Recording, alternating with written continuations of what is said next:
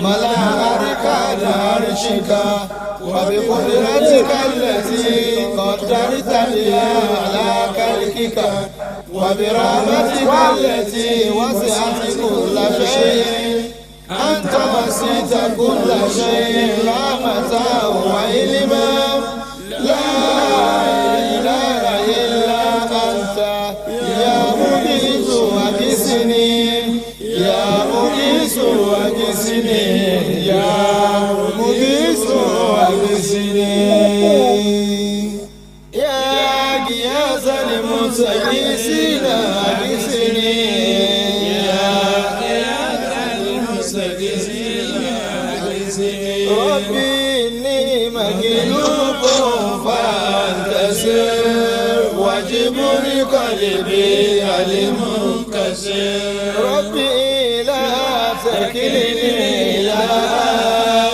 ولا تزوجني إلى وأبنني عن كل آية يا من إليه المستند وعليه المعتمد وهو الواحد الفرد الصمد لا شريك له ولا ولد خذ بيدي من الضلال إلى رشدي ونجني من كل ضيق ونقد وأفوض أمري إلى الله بصير بالإيمان وأفوض أمري إلى الله بصير بالإيمان يا خالق النفس من النفس يا مخرج النفس من النفس ويا مخرج النفس من النفس ثم السبيل يسر ولا بيوت ثم السبيل يسر وصنر ثم السبيل يسر ثم السبيل يسر ثم السبيل يسر ثم السبيل يسر ثم السبيل يسر بسم الله الرحمن الرحيم كاف ها يا عين صاد ذكر رحمة ربك عبده زكريا إذ نادى ربه نداء خفيا قال ربي إني وأنا العزم مني واشتعل الرأس شيبا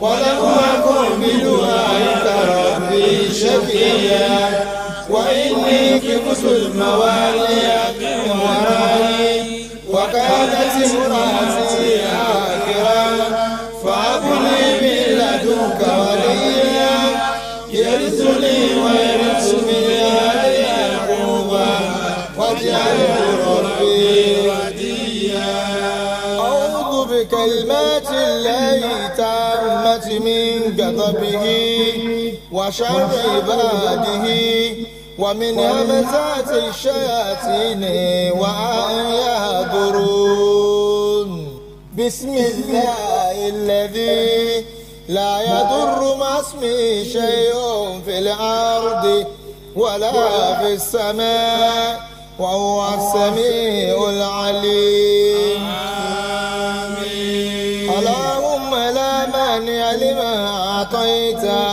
ولا معطي لما منعت ولا ردا لما قضيت ولا ينفع ذا الجد منك الجد آمين. بسم الله الرحمن الرحيم فتعالى الله الملك الحق ولا تعجل بالقرآن من قبل أن يقضى إليك وحيه وقل رب زدني علما ربي زدني علما ربي زدني علما ربي زدني علما اللهم إني عبدك وابن عبدك وابن أمتك ناصيتي بيدك ماض في حكمك عدل في قضاؤك أسألك بكل اسم ولك سميت به نفسك أو أنزلته في كتابك أو علمته أحدا من خلقك أو استأثرت به في علم الغيب إنك أن تجعل القرآن ربيع قلبي ونور صدري وجلاء حزني وذهاب همي وابدل في مكان حسني فرحا ربنا ظلمنا أنفسنا وإن لم تغفر لنا وترحمنا لنكونن من الخاسرين ربنا لا تزغ قلوبنا بعد إذ هديتنا وهب لنا من لدنك رحمة إنك أنت الوهاب بسم الله الرحمن الرحيم الحمد لله الذي أنزل على عبده الكتاب ولم يجعل له عوجا قيما لينذر بأسا شديدا من لدنه ويبشر المؤمنين الذين يعملون الصالحات أن لهم أجرا حسنا ماكثين فيه أبدا وينذر الذين قالوا اتخذ الله ولدا ما لهم به من علم ولا لآبائهم كبرت كلمة تخرج من أفواههم إن يقولون إلا كذبا فلعلك باخع نفسك على آثارهم إن لم يؤمنوا بهذا الحديث أسفا إنا جعلنا ما على الأرض زينة الله أكبر الله أكبر صلى على النبي الكريم صلى الله عليه وسلم الله أكبر الله أكبر الله أكبر الله أكبر النبي الكريم صلى الله عليه وسلم صلوا أعوذ بالله من الشيطان الرجيم بسم الله الرحمن الرحيم أشهد أن لا إله إلا الله وحده لا شريك له وأشهد أن محمدا عبده ورسوله اللهم صل على محمد وعلى آل محمد وسلم. We give all praise to Allah Azza wa Jalla. We thank Him for His countless blessings in our lives. We testify that none deserves our worship except Allah. He is one and only, King of all kings, Lord of all lords, Lord and King of the worlds. We testify to His might, which is always right. He is the uncreated creator, the unsustained sustainer, the King and Lord of all worlds, who had chosen out of His mercy to retain each and every one of us on this path. When I look inwards, I have no reason than to say Alhamdulillah. Am I alone? MashaAllah, Alhamdulillah. We also bear witness that Prophet Muhammad sallallahu alayhi wa sallam, àwọn tó like ànábì ó kù díẹ̀ kan débi báyìí. Ohun obìnrin bíi méjì péré ni mo gbọ́, ọkùnrin ò tiẹ̀ mọ rí ànábì sallallahu alayhi wa sallam. Ẹrú sí Ọlọ́run ọba ni, òjíṣẹ́ ẹ̀sìn ni, àlékún ìkẹ́ Ọlọ́run ọba, àánú Ọlọ́run kó ọba ànábì wa Muhammad àti àwọn tí wọ́n bá lo ìgbà tí wọ́n sì gbọ́rọ̀ sí lẹ́nu ìkẹ́ Ọlọ́run bá àánú Ọlọ́run kó máa bá ẹnìkan wa gbé wọ́n kí wa ní kíkí ọlá mo ń kí wa ní kíkí ọlá the best of all forms of greetings applicable to all time that salamu alaikum wa rahmatullahi wa barakatuhu.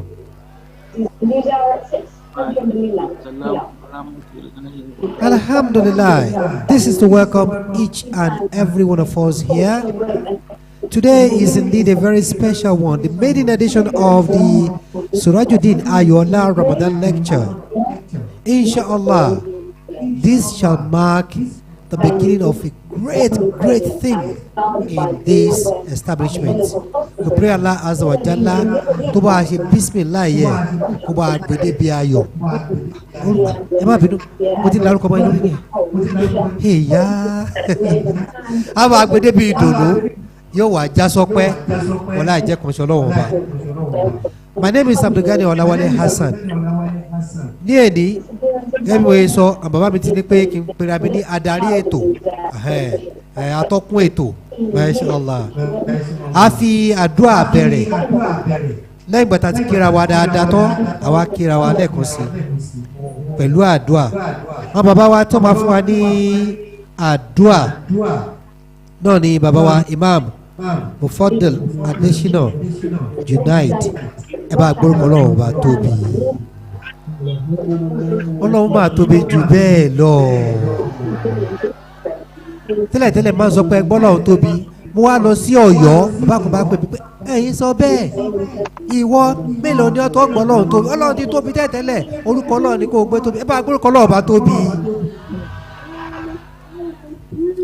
Assalamu alaikum wa rahmatullahi wa barakatuhu. Alhamdulillah wa salatu wa salam ala sayyidina Muhammad wa ala alihi wa sahbihi wa sallam.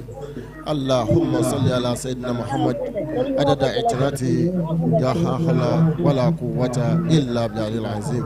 Ada ọpẹ́ ní ọ̀dọ̀ Ọlọ́run ba ẹ ká ṣe alhamdulillah ẹ ká ṣe alhamdulillah alhamdulillah rabbil alamin. Nítorí ibi tí a wà ní èní mo rò pé tọ́mátì ń ṣe ń bò mí àti ìṣerú annual Ramadan lecture báyìí tí ò bá jẹ́nu mọ́ṣáláṣí a jẹ́ ní asalatu. So I think this is the first one. So bàbá wa tí wọ́n gbé kalẹ̀ Alhaji wa Surajudeen Ayoola abayinda ọpẹ́ ní ọ̀dọ̀ Ọlọ́run ọba. Ẹ̀ríjọ́ tí wọ́n bá mi sọ̀rọ̀ nílé mo ní kíní tí ẹ wọ́n kọ yìí kò tí ì pé wọ́n ní kíní káwọn tó ti pé ẹ wàá fi Surajudeen Ayoola Foundation. So the bá foundation ẹ̀ tí wọ́n fi ṣe kún so a lot of things ṣe wọ́n wá ṣẹlẹ̀ lábẹ́ nínú ètò tó wọ́n wá ṣẹlẹ̀ lábẹ́ náà ni irú annual Ramadan lecture eléyìí tí a wà nínú ẹ̀ wọ́n lóòótọ́ ni pé àwọn ṣẹ̀ṣẹ̀ bẹ̀rẹ̀ ni àwọn ń bọ̀ náà ṣé wọ́n lọ́ba yọ wọ́n ṣe ìgbà ní ìbádà fún wa ní ọlá anábì wa Muhammad la hawla wala quwwata illa billahil azim. Mo kí Ọlọ́run bá mo kí anábì wa Muhammad mo dẹ̀ kí gbogbo àwọn àfáà tí wọ́n ń bẹ nínú ilé pátápátá àti àwọn àfáà tí wọ́n ti débi tí wọ́n tún ti lọ bí àwọn bùkátà ìmí ọlọ́mọbàjọ́ máṣẹ̀jẹ̀ àárín wọn fẹ́ àwa kí gbogbo ẹ̀yin bàbá tí ẹ jókòó tí ẹ fi ohun tí ẹ ń ṣe sílẹ̀ wọ́n sáré òye náà mọ̀kìfẹ́ra tèmi ọ̀ràn bíkùn tẹ ẹ̀yin náà ṣe alápá tètè wá síbi dáadáa ọlọ́mọbàjọ́ máṣẹ̀jẹ̀ kẹ́ ẹ ṣe pé ọlọ́mọba pàápàá jùlọ ẹ̀yin ìyá wa mo kí yín ẹ̀rí òwò tó bá dálẹ̀ tí ò bá ti sí obìnrin bẹ̀ ó kàn ń wé sí táìmù ara ẹ̀ ni ẹ rí i pé àwọn obìnrin wọn ní àdéhùn wọn ti dé wọn sì ti pé pàápàá kódà tó bá dé lẹ́yìn wọn inú pé ó ti dé tẹ́lẹ̀ ó sáré lọ ṣe nǹkan mí ni ọlọ́mọṣẹ́ ìjà rí gbogbo yín pẹ́ so ní iṣẹ́ tí wọ́n ní kí n ṣe ẹ̀rí tínú ààrẹ báyìí lẹ́yìn àlásàrè Ànábì wa Musa alayhi salatu wa salam òun ṣáájú Ànábì wa Muhammad òun dẹ̀ máa ń bá Ọlọ́run ọba sọ̀rọ̀ so wá ní ó ti kọ́kọ́ ṣe ìkan lákọ̀ọ́kọ́ ńgbà tí ó kúrò lọ́dọ̀ Fìràwọ̀n tó lọ sọ́dọ̀ Ṣuaib tó ń padà bọ̀ tọ́lọ́run ní pé ó pè é níṣẹ́ ó wá ní òun fẹ́ Ọlọ́run ló lè rí òun ó ní kó lọ síbi òkè yẹn ìgbò débẹ̀ Ànábì Mùsá bá dákú gbọ́nàkọ́nà nígbà tó wá di ẹlẹ́ẹ̀kejì ó tún bọ́ lọ́wọ́ járí ẹ bàbá ẹ tó ń bá a sọ̀rọ̀ lẹ́yìn ìjà àbúyá àárí ẹ ọlọ́wà ní àní ò lè rí mi àwọn tí wọ́n máa rí mi àwọn ìjọ kan ń bọ̀ lẹ́yìn ẹ tí wọ́n máa jẹ́ ìjọ Ànábì wa Muhammad àwọn náà ò ní rí òun bọ̀ tí déédéé ìgbà tí wọ́n máa rí òun lẹ́yìn àlásàrì wọ́n máa rí òun lẹ́yìn àlásàrì tó pé ìfitárì wọn máa súnmọ́ nínú Ramadan tó déédéé àsìkò yẹn náà làwọn náà wá wà yìí so nítorí bẹ́ẹ̀ gbogbo tá a bá ṣe ń bí ẹja fi ara balẹ̀ ká fi ṣe kọ́ ló má ṣe gbà fún wa ìwà já dìde fọlọ́wọ́n bá subhanallah walhamdulillah wala ilaha illallah Allahu akbar Allahu akbar Allahu akbar wala hawla wala quwwata illa billahil aliyyil azim subhanallah walhamdulillah wala ilaha illallah Allahu akbar Allahu akbar Allahu akbar wala hawla wala quwwata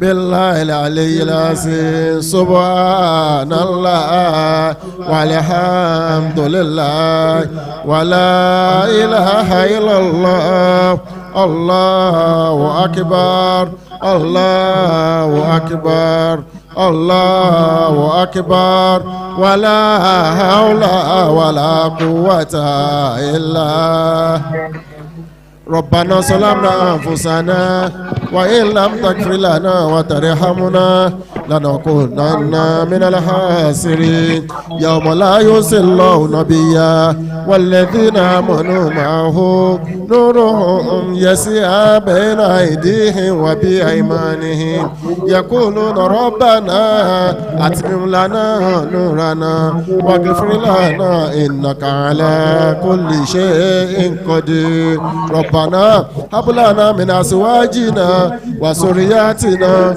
قرة أعين واجعلنا للمتقين إماما الفاتحة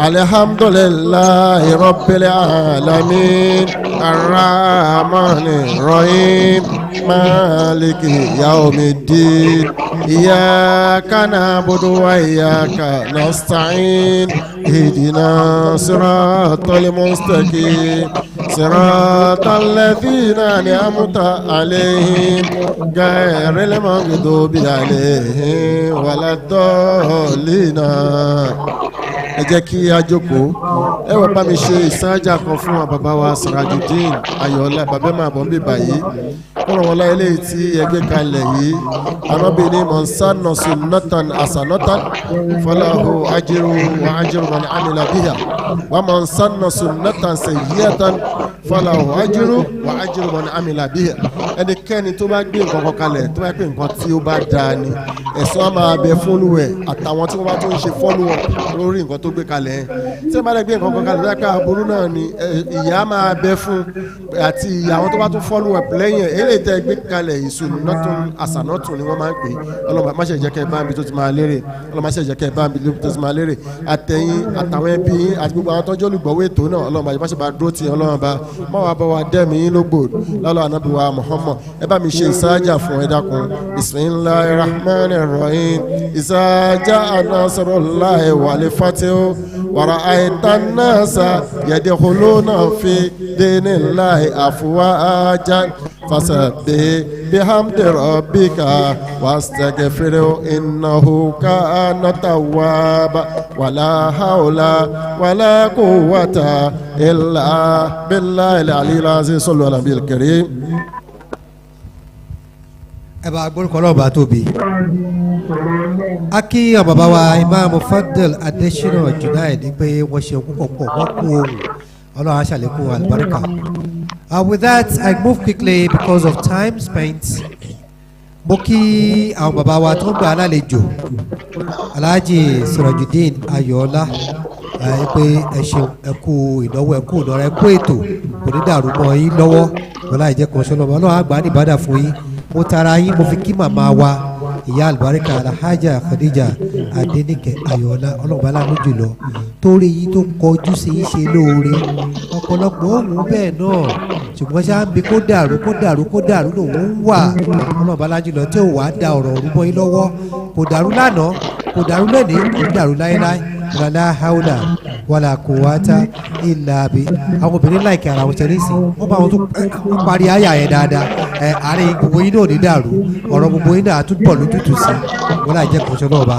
a kí àwọn bàbá wa tí wọ́n ti ń wọlé wẹ́rẹ́wẹ́rẹ́ and with that I want to urge all of us ẹ jẹ́ kí a máa ṣe àfihàn a máa pé without any particular order màá máa pé ẹ̀yin bàbá wa kẹ wá fìjókòó yẹ wá sí a máa pè é wá síwájú as they are moving forward àwọn àjọmọ́ náà ẹ jẹ́ ká máa sún síwájú so that we fill up the front rows first ṣẹ́ra àwọn ìyá wa wọ́n ti take over kádẹ̀ nínú ẹ tí mọ̀ nìyẹn wá ti wá lóbìnrin máa ń jí sòrò obìnrin tèmi gan ni Allahu Akbar kẹfẹ kò ṣáà jáwèé bàbá kò jáwèé wọ́n ṣàlá ká máa ṣojú kòkòrò kan dáadáa náà ni.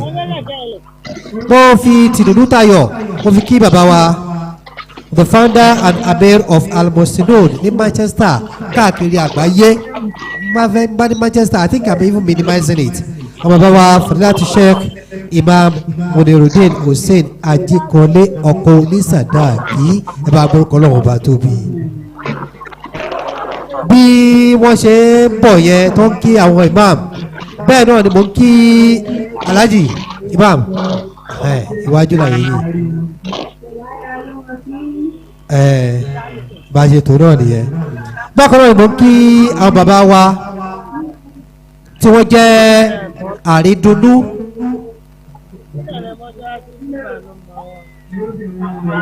jẹ́ àrídùnnú tó jẹ́ àmúyọ̀gọ̀ fún gbogbo wa pátápátá mo kí bàbá wa Professor Maruf Adeleko mo ti ọ̀rọ̀ ajókòó jẹ́jẹ́ lẹ́yìn ibẹ̀ yẹn ọlọ́run bò fi pamọ́ kò wá ní fi hàn láhàn pa wàlá hawla wàlá quwwata illa billah just to recognize you to say thank you very much and that you are indeed welcome. Alhaji ní kò ti yá Alhaji ló ti yá ẹ bá gbọ́ kọ́ lọ́wọ́ bá tóbi nítorí àsìkò ni o bí mo ṣe ń pè wọ́n yẹn ó yẹ ká máa fi wákà kí wákà máa tẹ̀lé wákà because kò sí time púpọ̀ mọ́ bí wọ́n ṣe ń bọ̀ yẹn náà ni màá fi tìdùnnú tayọ̀ hànà wọ̀sálà wà mọ́lá àbàbíkù màá fi kí bàbá wa tí wọ́n máa fún wa ló jẹ mí jẹ lẹ́nìí orúkọ a máa ro ni wọ́n ní àkìjẹ́ a sì máa ròyàn nígbà tí Imam Ajikunle wọ́n jẹ́ Ajikunle wọ́n wá ń to ilé wọ́n to ilé ara wọ́n tún to ilé onílé káàkiri náà pé kí lè má dàrú láti bí ọmọ náà ni bàbá wa tó fẹ́ fún wa ló jẹ mí lẹ́nìí ẹ tó gbórúkọ tiwọn náà aláwìyé Allah ẹ bá gbé kọ́ lọ́wọ́ bá tóbi tábà ní pé àwọn tí wọ́n sọ kéwú dẹ̀rọ̀ wàláì ọlọ́run ṣe bàbá yìí ní sábàbí kíkéwú dẹ̀rọ̀ ẹgbàá ló lé àwa kò ń lè kéwú ká lọ́wọ́ ti tẹ irú àwọn ìwé tírà tí bàbá yìí ṣe ni bóyá àbá ìfarabalẹ̀ díẹ̀ ká dúró kéwú torí pé ọ̀nà tó fi ń kọ̀yàn ní kéwú tó fi ń kọ̀yàn ní ẹ̀kọ́ ẹ̀sìn yìí ó ti rọrùn púpọ̀ jù wọ́n tó wá pè kan ní Arabic without tears ẹ bá gbọ́dọ̀ lọ́wọ́ bá tóbi.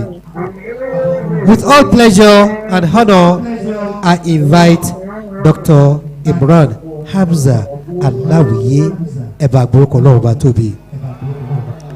He had his BA and MA in Arabic language and literature from Islamic University of Medina, Saudi Arabia, and his PhD was from SOAS, that is School of Oriental and African Studies.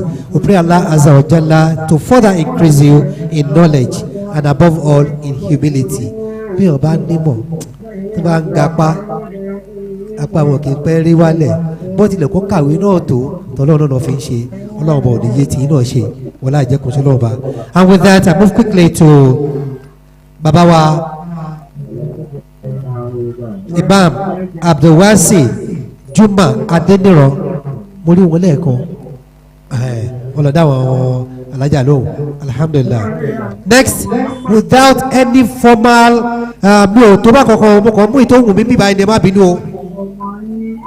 Imam Mufaddal Adesina Junai tó fún wa ní opening prayer lẹ́ẹ̀kan ẹ bá gbórúkọ ọlọ́run bá tóbi wọ́n ní ẹ wájú kò wájú iwájú ni atakbir.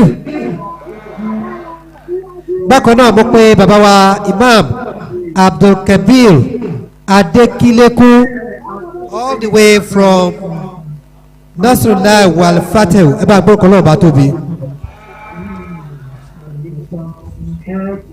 I also have the honor of inviting Imam Abu Yasin, the lead missioner, Nasfat, Manchester. Ẹ bá gbórúkọ ọlọ́run bá tóbi. Imam Moibi Abdulrasheed from Nasfat, Manchester. Ṣáà ti débi báyìí?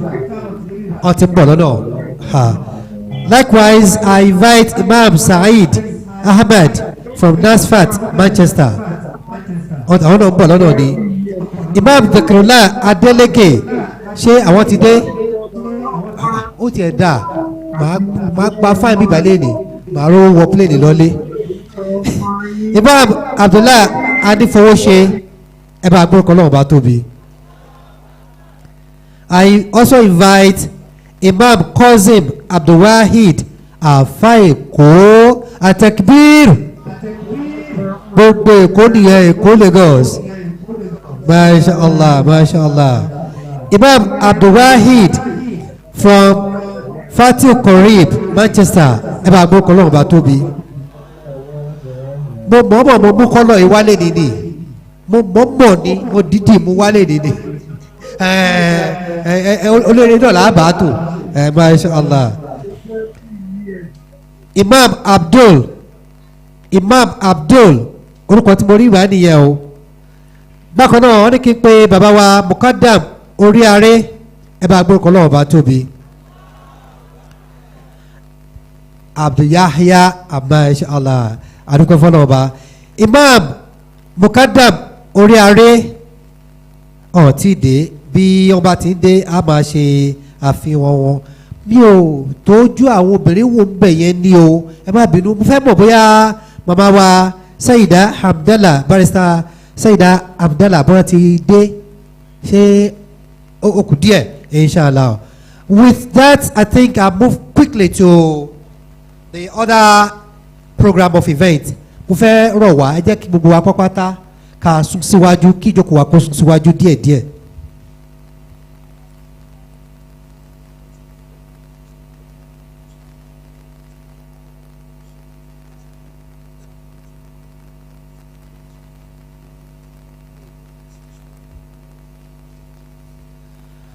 Ẹ ṣeun púpọ̀ pọ̀.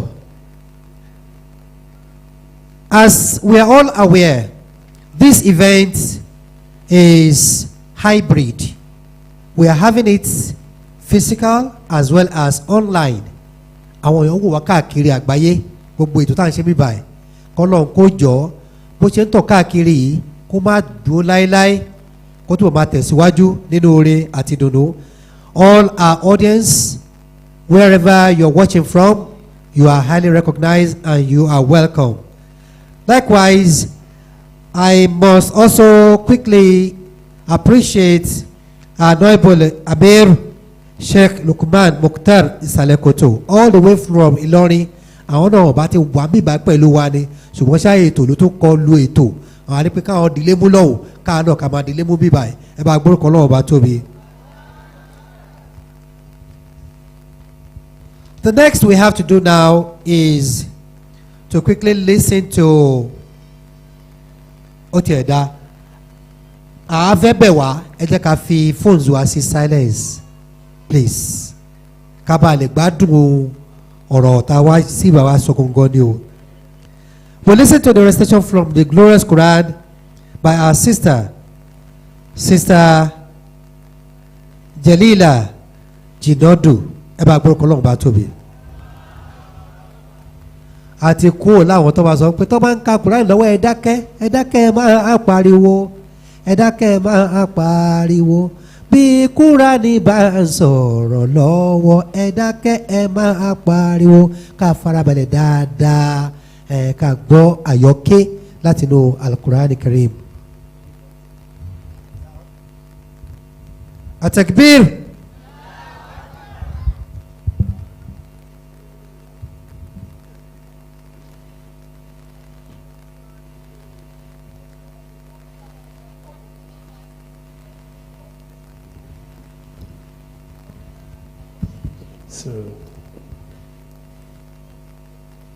أعوذ بالله من الشيطان الرجيم بسم الله الرحمن الرحيم الحمد لله الذي أنزل على عبده الكتاب ولم يجعل له عوجا قيما لينذر بأسا شديدا من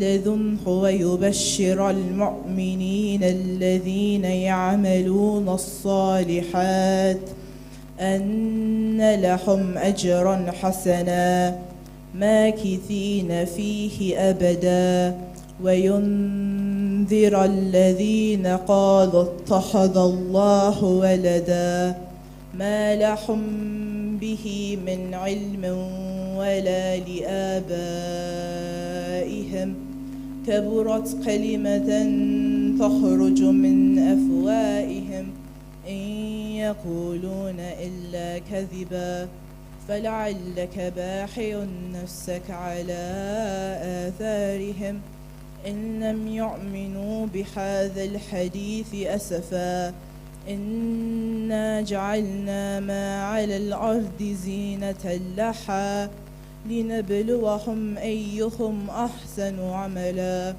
وإنا لجاعلون ما عليها صعيدا جرزا أم حسبت أن أصحاب الكهف والرقيم كانوا من آياتنا عجبا إذ عوى الفتية إلى الكهف فقالوا ربنا آتنا من لدنك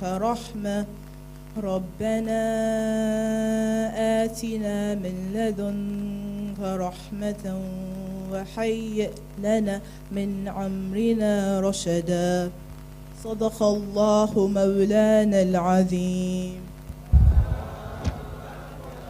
Al-Qur'ani kò bàjẹ́ débi tí ó yingin ìgbésí ayé wa látòkè délẹ̀ kò ní bàjẹ́ látàyè lọ́dọ̀run.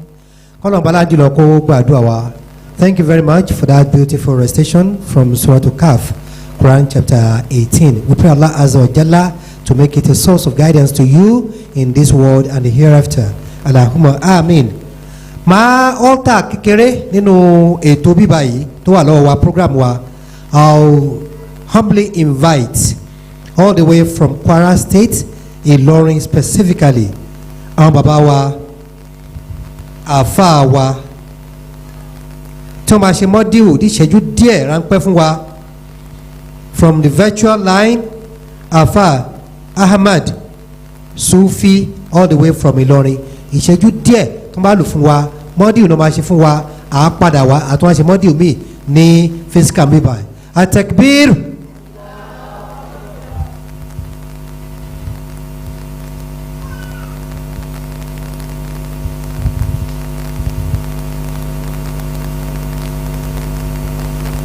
Can he be connected?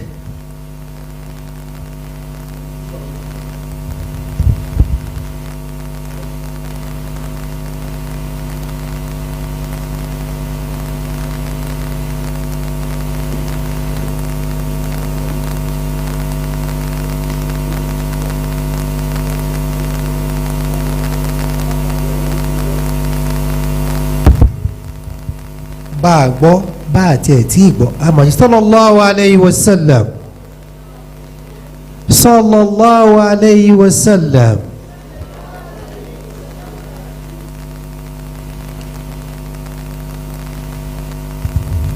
àfẹ́ èkó tàbá fẹ́ ṣe àṣàlátù sallallahu alayhi wa sallam àwọn ti lọ́rin ọwọ́ méjèèjì náà máa sallallahu alayhi wa sallam.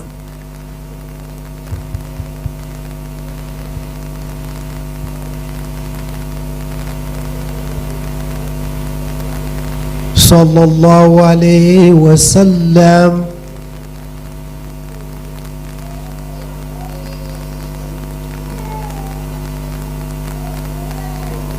While that is going on, akí gbogbo àwọn bàbá wa ẹ̀yà wa Biatinde, ahlan wa sahlan wa marhaba bikum.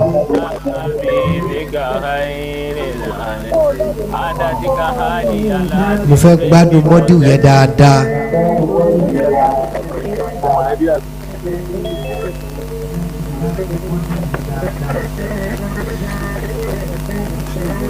Sallallahu alayhi wa sallam.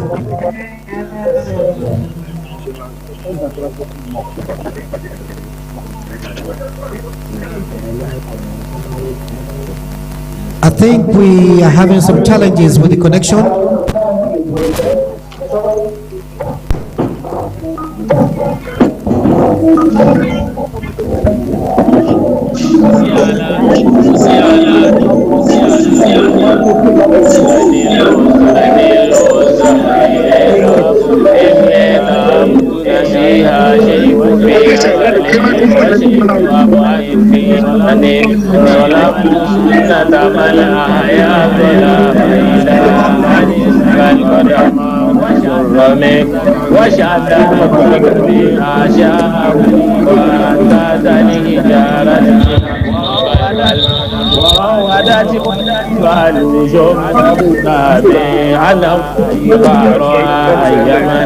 وكذا جوده في ضرورته إن الضرورة لا تعدو وكيف تدعو إلى دنيا ضرورة لولاه لم تورد الدنيا من العدم محمد لولاه لم تورد الدنيا من العدم محمد لولاه لم تورد الدنيا من العدم محمد محمد محمد محمد محمد محمد محمد محمد محمد محمد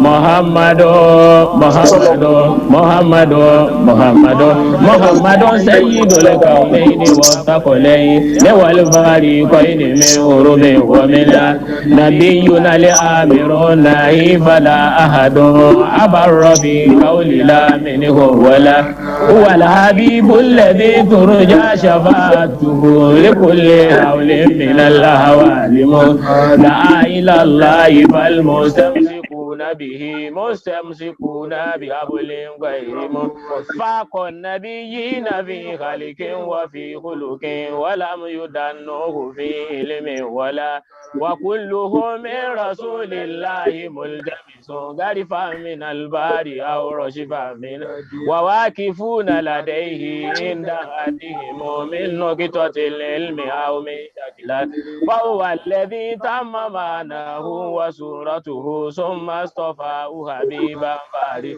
يا ربي بالمصطفى بلغ مقاصدنا واغفر لنا محمد يا واسع الكرم مولاي صل سلم دائما ابدا على حبيبك خير الخلق كل الله ثم رضوان ابي بكر وعن عمر وعن علي وعن عثمان ذي الكرم مولاي صل وسلم دائما ابدا على حبيبك خير الخلق كل اللهم يا ربي صل على محمد محمد وسيد سادة النبي محمد صل على محمد صلى الله عليه وسلم. الصلاة والسلام عليك يا رسول الله. التكبير. eléyìí ò ní já sí mọ́ ogun tá a bá gbọ́ ń bẹ̀ ọlọ́run tó kúrò fún mi. Aki àbàbà wa Sheikh Mukhtar Saleh Koto ṣe rí pé ayé ti lu jára wọn ètò tá à ń ṣe bí báyìí ó tún lọ lọ́wọ́lọ́wọ́ nílọrin kọlọ̀bà lájùlọ kó gbà ní ìbádà fẹ́ni kọ̀ọ̀kan wa ládàá sàlátù náà kọlọ̀bà kó kárí gbogbo wa wàlá haúlà wàlá kùwátà illa billahi al-aliyyil azim.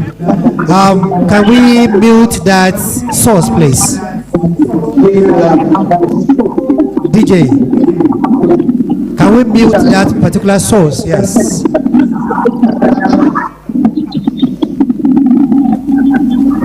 Alhamdulillah Rabbil Alameen, as we all know, this is going to be a hub of many activities. A ti fi epo ata iyọ̀ a ti fi oríṣiríṣi sí láti ṣe wípé ká ṣe kóríyá fúnra wa ká gbọ́ ọ̀rọ̀ Ọlọ́run. Bí òjò bá fẹ́ wá rọ̀ èrì ló kọ́kọ́ máa ń sẹ̀, kò ní dáa kó jẹ́ pé kí òjò kọ́kọ́ ti wá rọ̀ tán kí lè ṣe àmọ́ àṣẹ lẹ́yìn ẹ̀ ni mo tún máa fi mílì náà wá. Ìkọ́nà àwọn ọmọ wa wọ́n á fún wa ní ọ̀rọ̀ ìyànjú in form of spoken word. I invite our sister Aziza Hassan. Àwọn ni wọ́n máa fún wa ní spoken word láàrin ìṣẹ́jú bíi mẹ́wàá làbá fún wọn torí àsìkò. I think she's going to sum it up and let us have just 5 minutes spoken word from her. I want to urge us all to be silent. Let's listen to her and appreciate her. Atakbir. She's one of the shades of Hijabi sisters. Atakbir.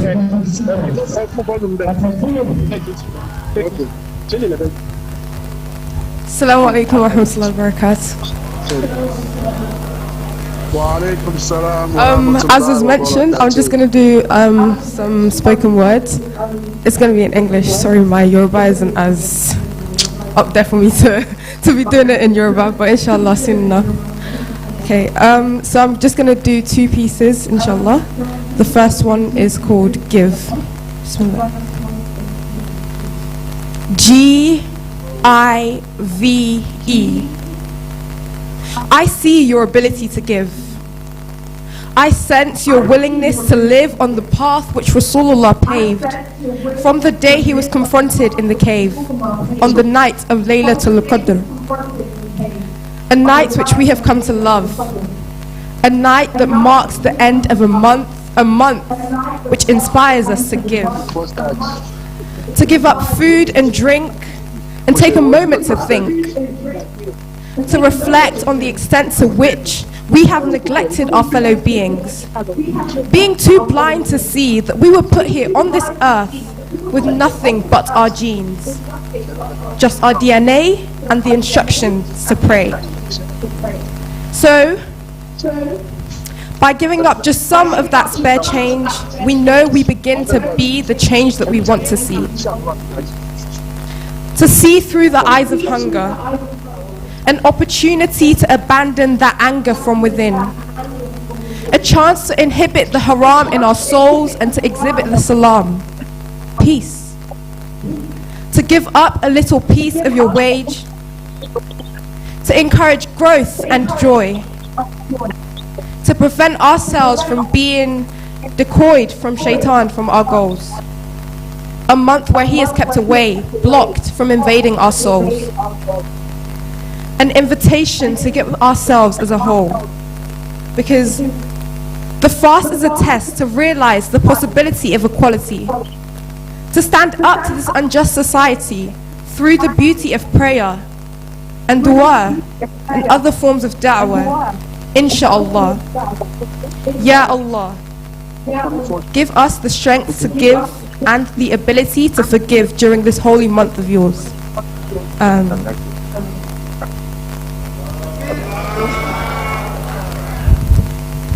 Thank you. The next one, lovely.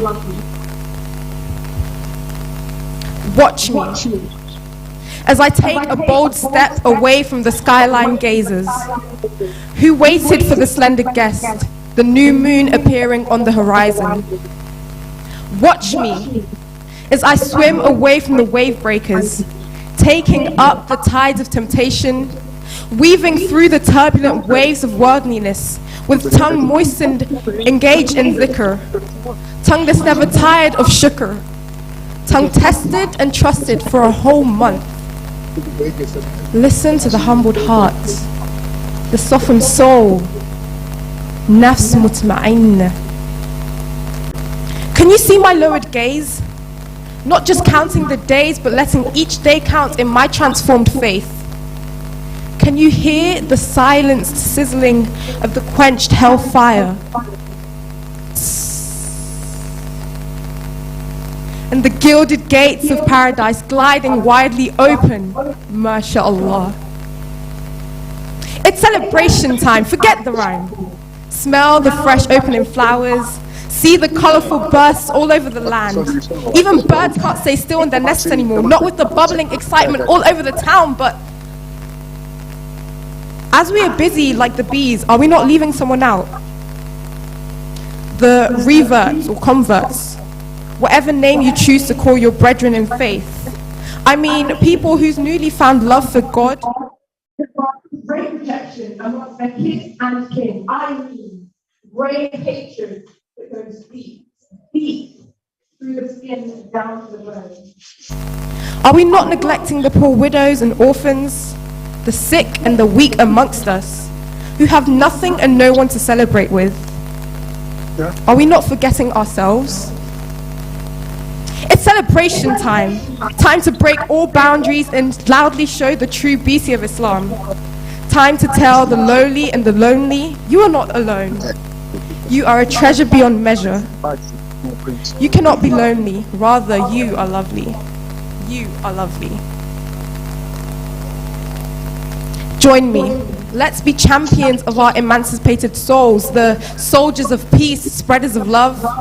Let's hold the reins of our wandering minds even after Ramadan.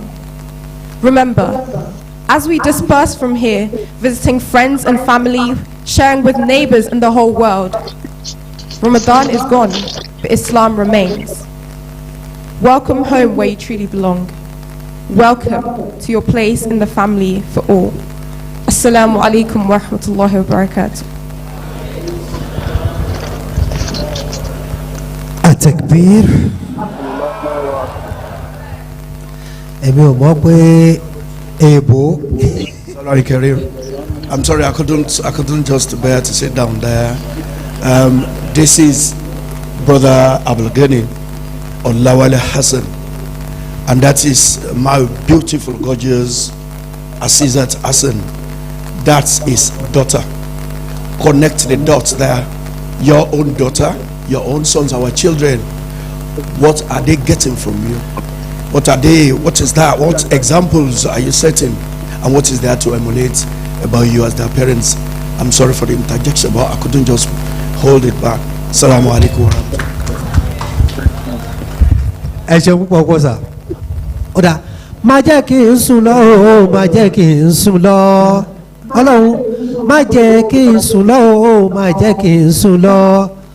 Lọ́jọ́ tàdúrà mi ò gbà, má jẹ́ kí Allah má jẹ́ kí n sùn lọ o. Lọ́jọ́ tàdúrà mi ò gbà, má jẹ́ kí n sùn lọ.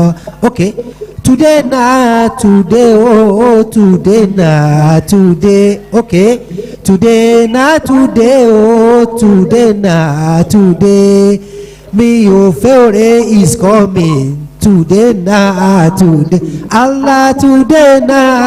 Ẹ má jẹ́ ká fà púpọ̀ rẹpẹtẹ. Atakbir. Alhamdulilayi. Kọ́nà ọ̀bàlá jùlọ kó gbà á ní ìbádà fún wa. Mo ní pé ìrìlú kọ́kọ́ ń sẹ̀. Kójò tó wá rọ̀. We listened to a module earlier from the virtual line. We listen again to a very short one, another module. Kótó dípa lọ sínú wáàsí. Àfáà tó máa ṣe module fún wa mi báyìí. Wọ́n ti wà ní ìtòsí. Bébà mi dá o, kàn dé o. Alhamdulillah. I humbly invite Imam Abu Yasin for a short performance of Model Rasul. Eba agbó kọ́lọ́ ọba tóbi.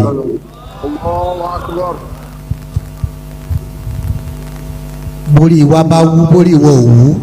Bá a mọ rírì ànábì, bá a mọ rírì ànábì, a mọ̀ lẹ́ẹ̀sẹ̀ yìí. Atakbir. الله أكبر. صلوا على النبي الكريم. أعوذ بالله. اللهم يا ربي صل على محمد وسيد سادتي نبي محمد. اللهم يا ربي صل على محمد وسيد سادتي نبي محمد. علينا يا جبل المواسم وازلا صلى الله عليه وسلم ولا تبغي أنا في متأولا صلى الله عليه وسلم واكب به مجنة أو مازلا صلى الله عليه وسلم. أكو عباد الله بالمجد والعلا صلى الله عليه وسلم. نبي له على الجنال مبوّ. صل على محمد صل على محمد. اللهم يا ربي صل على محمد وسيد سادتي نبي محمد. حوى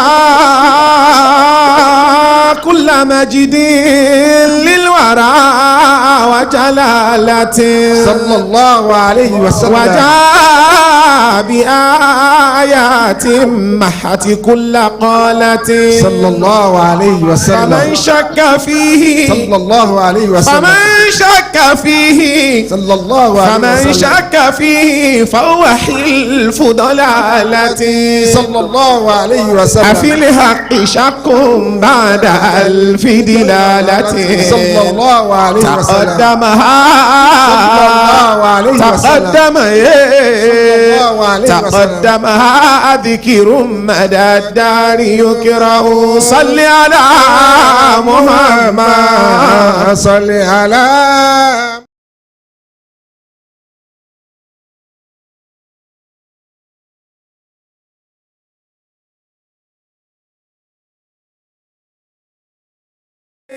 محمد. أفادنا دافيد وعمل صودة صلى الله عليه وسلم. فساسا بذاك الحلق لنا وشدة صلى الله عليه وسلم. ويا خبز منه لمن شهودة صلى الله عليه وسلم. إمام لرسول الله بدءا وعودة صلى الله عليه وسلم. يتم ذكر الجميل ويبدأ. صل على محمد صل على محمد. اللهم يا ربي صل على محمد وسيد ساداتي نبي محمد. على كل فن فضل الله فنه صلى الله عليه وسلم. بأن فرض دين القويم وسنه صلى الله عليه وسلم. فقد ساس فقد ساس فقد ساس إنس الخلق ترا وجنه صلى الله عليه وسلم. عين بنظر أن تعلم بأنه صلى الله عليه وسلم.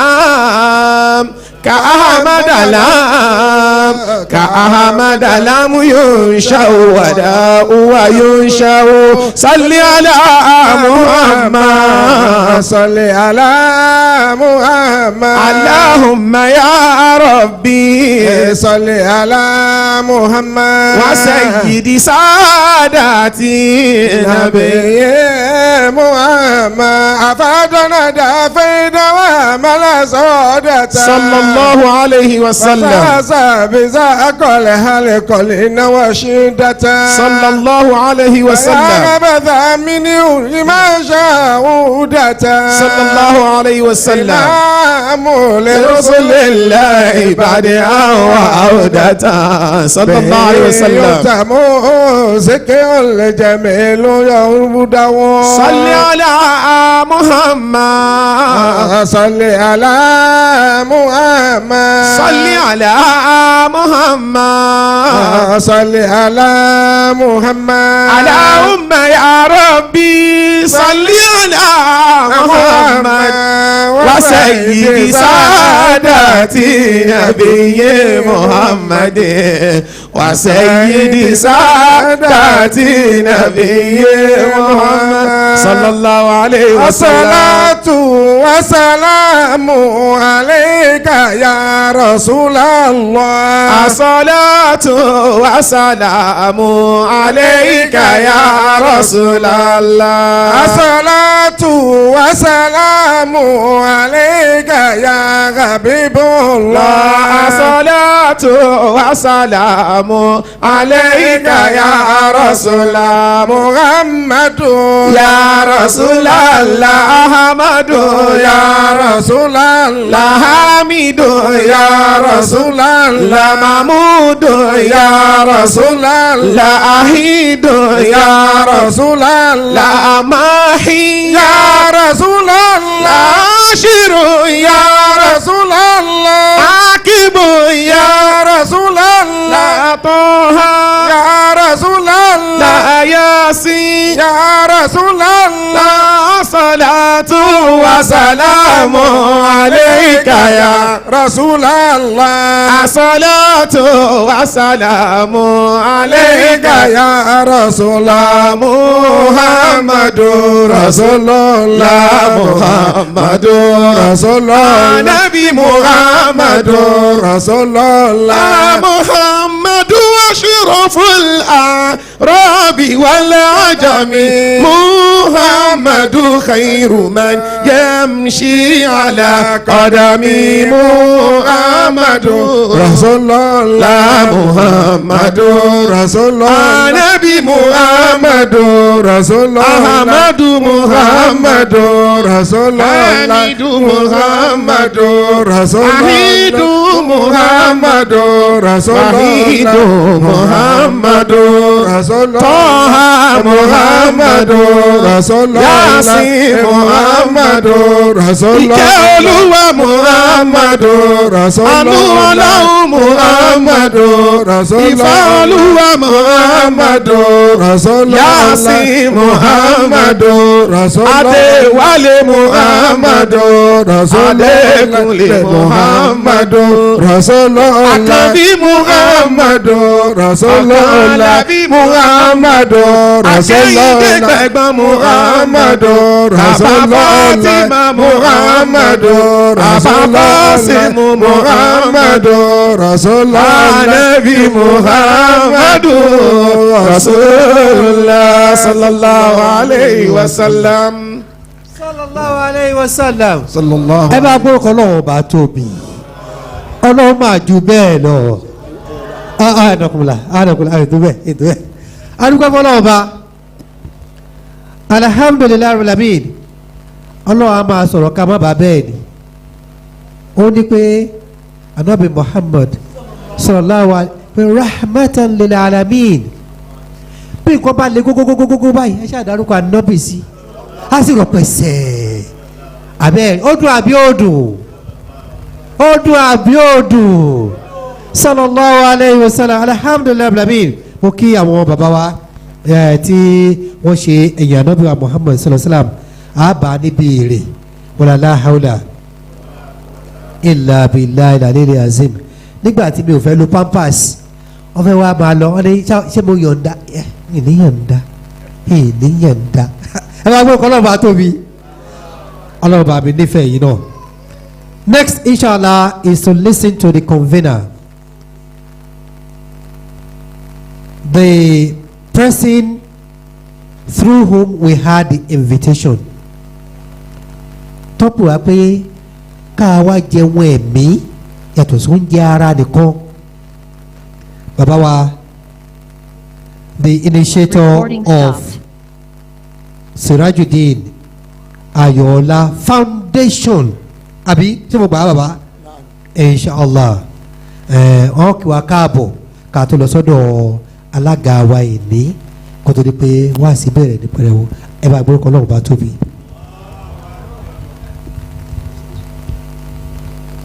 أعوذ بالله من الشيطان الرجيم بسم الله الرحمن الرحيم الحمد لله رب العالمين الحمد لله رب العالمين الحمد لله رب العالمين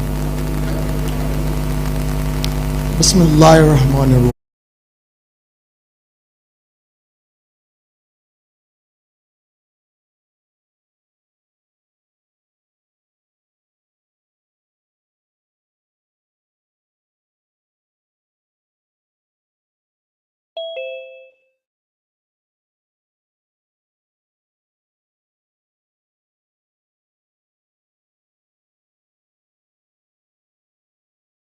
That today we mark the beginning of this journey. I thank Allah for all of His mercies. And in particular, I also want to thank all those who have shaped the idea of this platform. To be honest, it's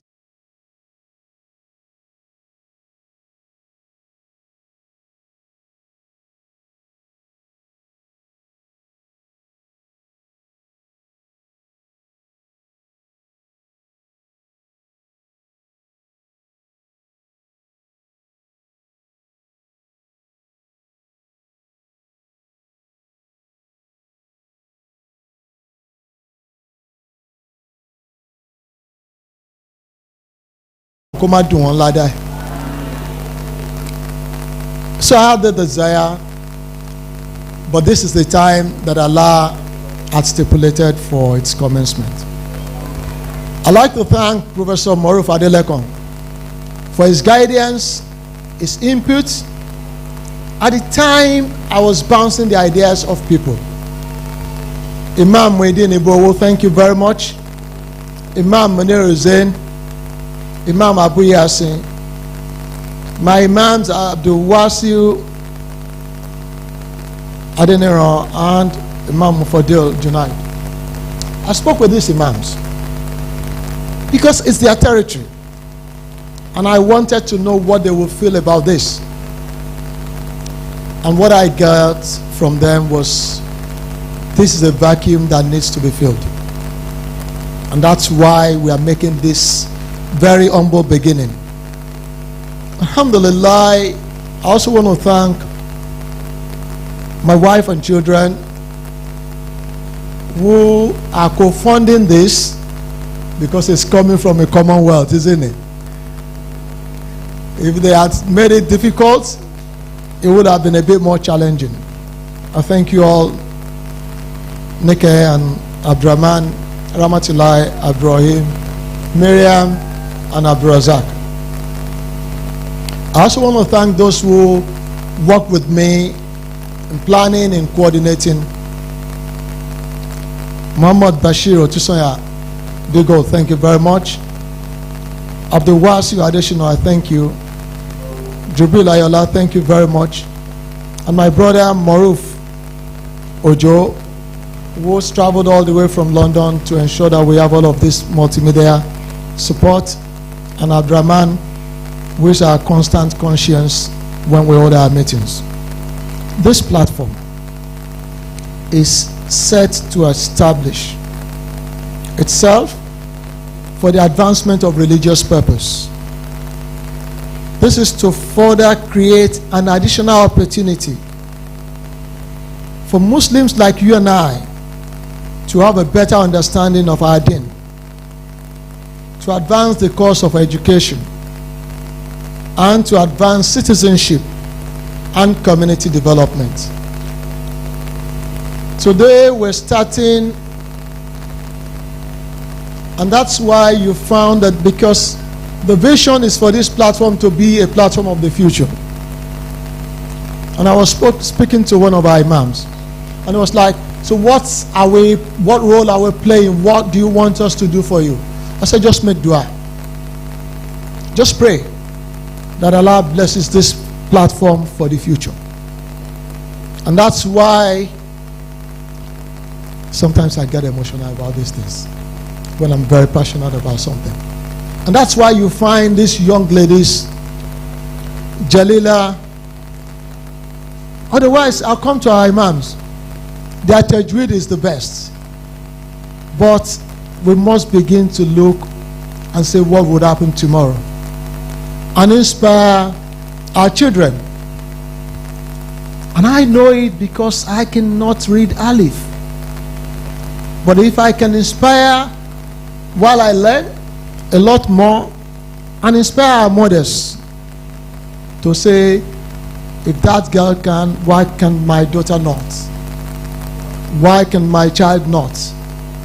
And to inspire our imams to say, whoever taught that lady, whoever taught this person, I've got to produce more Hafiz al-Quran in my community. And that's why we give the platform to the young ones to speak to us in their own way. I therefore want to welcome you to our platform for unity in this city. As a springboard for doing good today because of our tomorrow. I welcome you all. Assalamu alaikum wa rahmatullahi wa barakatuh. Atakbir.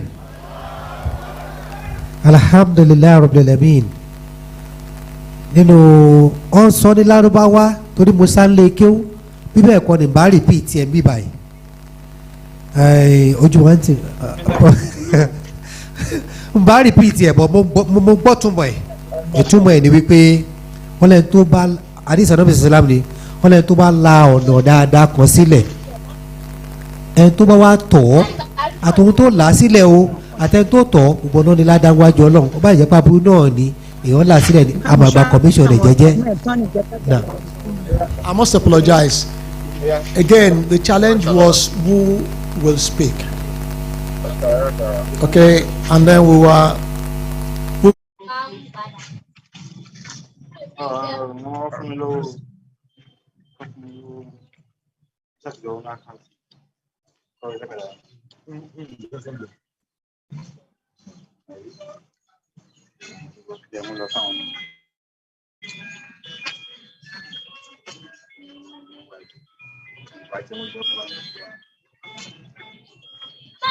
Dr. Alawiye. Dr. Alawiye, thank you for accepting to speak. Atakbir. Mi ò sọ nǹkan kan mọ́ ṣùgbọ́n sábà yìí ta sí Alhaji máa ta sí. Wọ́n wà lẹ́ẹ̀kan wọ́n ní pé Abẹ́òkúta happens to be the capital city of the ẹ̀yin náà agree pẹ̀lú wọn. Nígbà tó wọ́n òṣèṣẹ́ wọ́n ní pé wọ́n ti sọ̀rọ̀ ẹ̀ ti pẹ́ gan Alhaji kan sọ ní English ni wọ́n ní òwúlà kọ́dà o òwúlà kọ́dà o bí ẹ̀ẹ́dẹ́ òwú ẹ̀.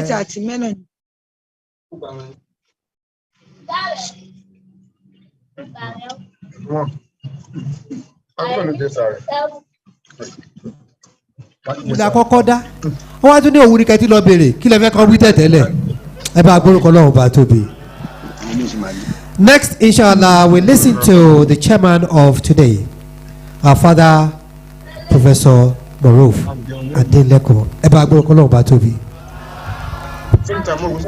أعوذ بالله من الشيطان الرجيم بسم الله الرحمن الرحيم. adúpẹ́ fún Ọlọ́run adúpẹ́ fún Ọlọ́run ẹ jẹ́ ká dé ọpẹ́ wa ládé.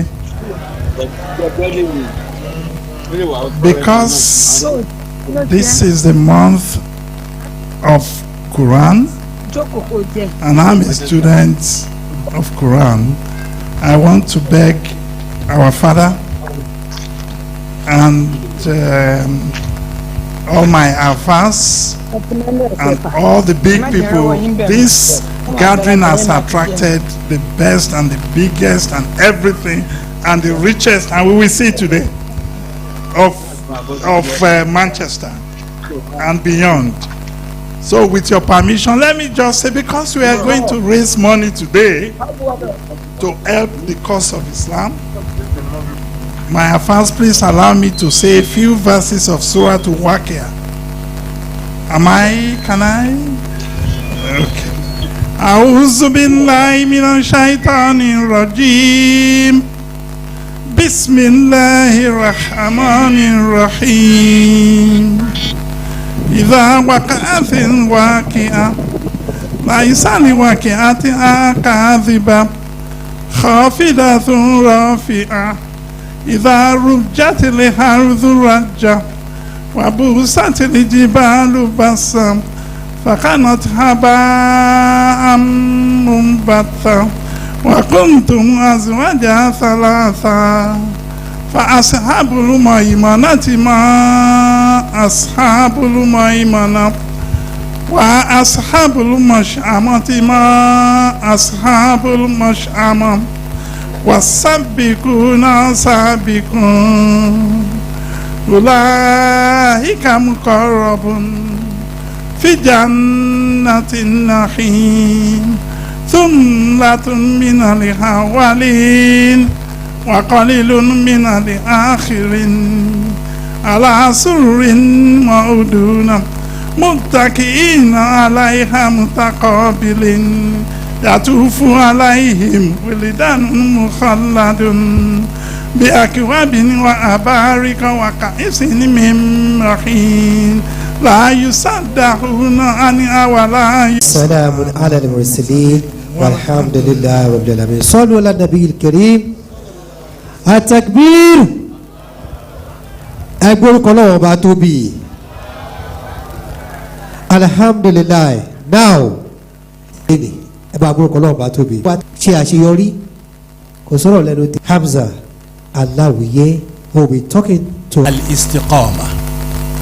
Theme behind that you saw. That is the Istiqama. And if we ask ourselves a question around the world, all over the world, we can come up with a figure. You can say 3 billion, 5 billion, but all the businesses around the world, and that is, and then straight in your path. Don't go left, right, forward, backward.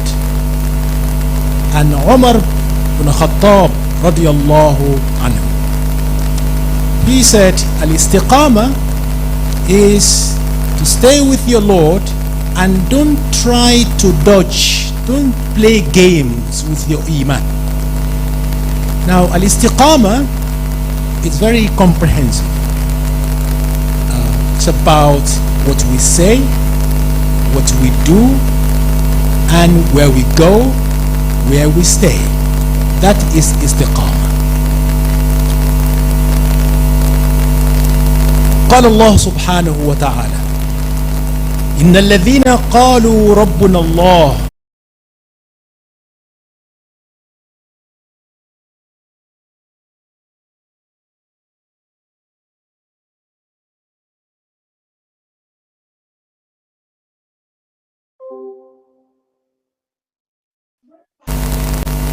الذين قالوا ربنا الله, those who have surrendered themselves to Allah.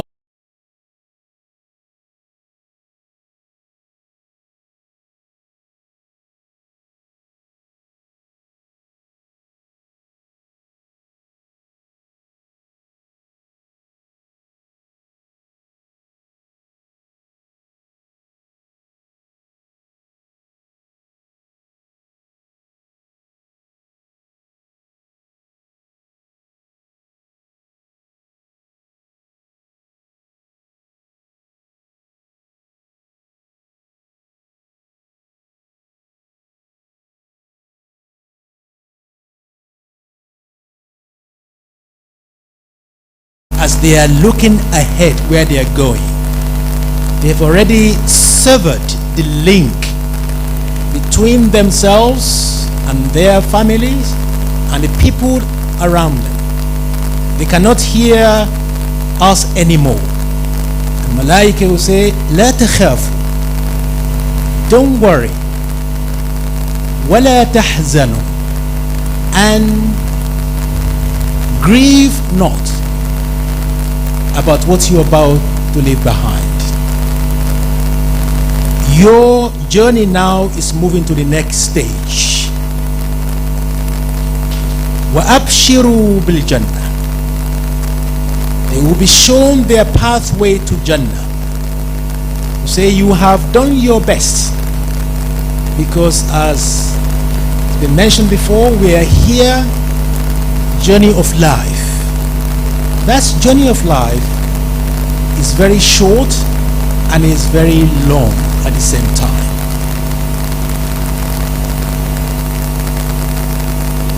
There are so many paths. There's a highway, there's a motorway, and there's so many ways. But there's only one way that we need to be careful about, and that is Sirat al-Mustaqim, the right and pathway.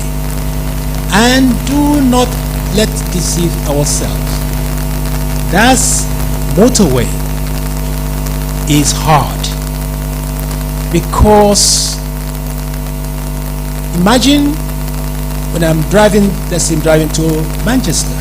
There is one path, motorway, no camera, no speed camera. There's no speed limit anyway. The motorway has a petrol station, which is free fuel. But another path, there says cameras there. There is a speed limit, and you have to pay on your way. We know which way that many people will go. But that one with a free path, no police patrol, it will lead to only one way, and that's disaster. That's exactly why and how our journey of life is designed. So Allah has given us sat-nav to give us direction. So anytime we know the shaitan, Iblis, and he said that. He said, I'm going to set up my path, my way, with all these attractive stuff. Allah's way, and he said, I am going to be there as well, to make sure that I put diversion there, and I block the way from time to time, roadblock, work is going on, whatever. He said, I will go left, right, front, and the back. But he didn't say up and that's who we are as a Muslim. We are people of Allah, and we are people of sujood. For as long as we keep it that way, we call Allah and we do sujood. Otherwise, left, right hand side is there. And that is Sirat al-Mustaqim. There will be challenges on our way in Sirat al-Mustaqim. Those challenges, we need to identify what are these challenges. Mostly, it is challenges of forgetfulness. We call it ghafla. Temporarily, we are out of our iman, because as you know, iman yazidu wa yanqus. Iman is always fluctuate, up and down. The trick is, because as the Rasulullah said, kullukum khatta'un wa khayru khatta'in tawwabun. You are not an angel, and you cannot be, because Allah has created angels for that purpose. They cannot disobey Allah. But you as a human being, you have a challenge, you have a sense of reasoning. Then you have to make choice. So istiqamah doesn't mean that we don't make mistake. We do every single day. Our iman is always like this. The trick is not to allow it to be like this. Keep it as closer as possible, so that the shaitan, the idea to get in between us will be less. So, we do forget. What causes us to be forgetful? Temporarily, we don't seem to know Allah. Because if we know Allah, we will be okay. But shaitan is always diverts us from knowing Allah. What do we mean by knowing Allah? لا يزني زاني وهو مؤمن ولا يسرق السارق وهو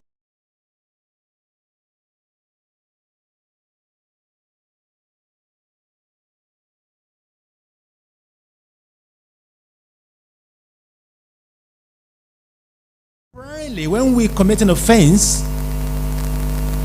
Iman is gone, because Iman and this offense, they cannot be bedfellow. They cannot sleep together. Temporarily, Iman is gone, then somebody will steal. Iman is gone, somebody will look at what they shouldn't have looked at. Iman is gone, somebody will make a zina. Iman is gone, somebody will embezzle, and so on. The trick is to recover quickly.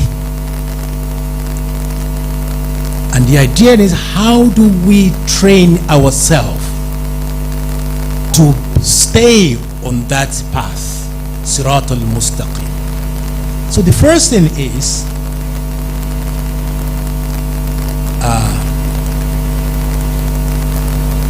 number of things that we need to remember. Number one, we need to remember that one day we are going to stand before Allah and we are going to be accountable. In this dunya, as I'm standing in front of you now, Allah has given me capacity to control my hands, what I say, what I see, where I go. I am the commander-in-chief of all part of my body. But Yawm al-Qiyamah, that will be reversed. My body will be speaking for or against me. So if we remember that, we will say, no, my hands, please, what you did yesterday, don't do it again today. Because Yawm al-Qiyamah, there will be question. Now, Allah has given us a lot of help. Something simple as Bismillahir Rahmanir Rahim. We know that a Muslim, before we start anything, we should say Bismillah. But something that we don't often remember, which is hidden gift within that Bismillah, and that is, if we say Bismillah before we do anything, imagine I want to drink alcohol. As a Muslim, I know I need to say Bismillah. Do I dare to say Bismillah and drink that? I cannot do it. So Bismillah is actually preventing me from committing an offense. If I want to sign something which is not true, I cannot bring myself to say Bismillah.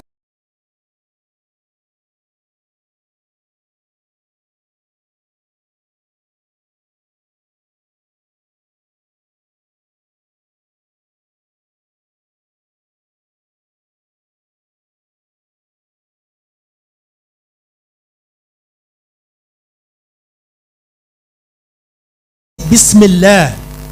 If you cannot bring yourself to say Bismillah, you know you are not on the right path. You are on the wrong motorway. But if you can say Bismillah, you can be rest assured that you are seem to be you are covered. You see, al-ghaflatu, which is forgetfulness, temporarily absence of mind about our iman, is a very dangerous disease. And it's caused by so many things. And it can be cured as well by number of things.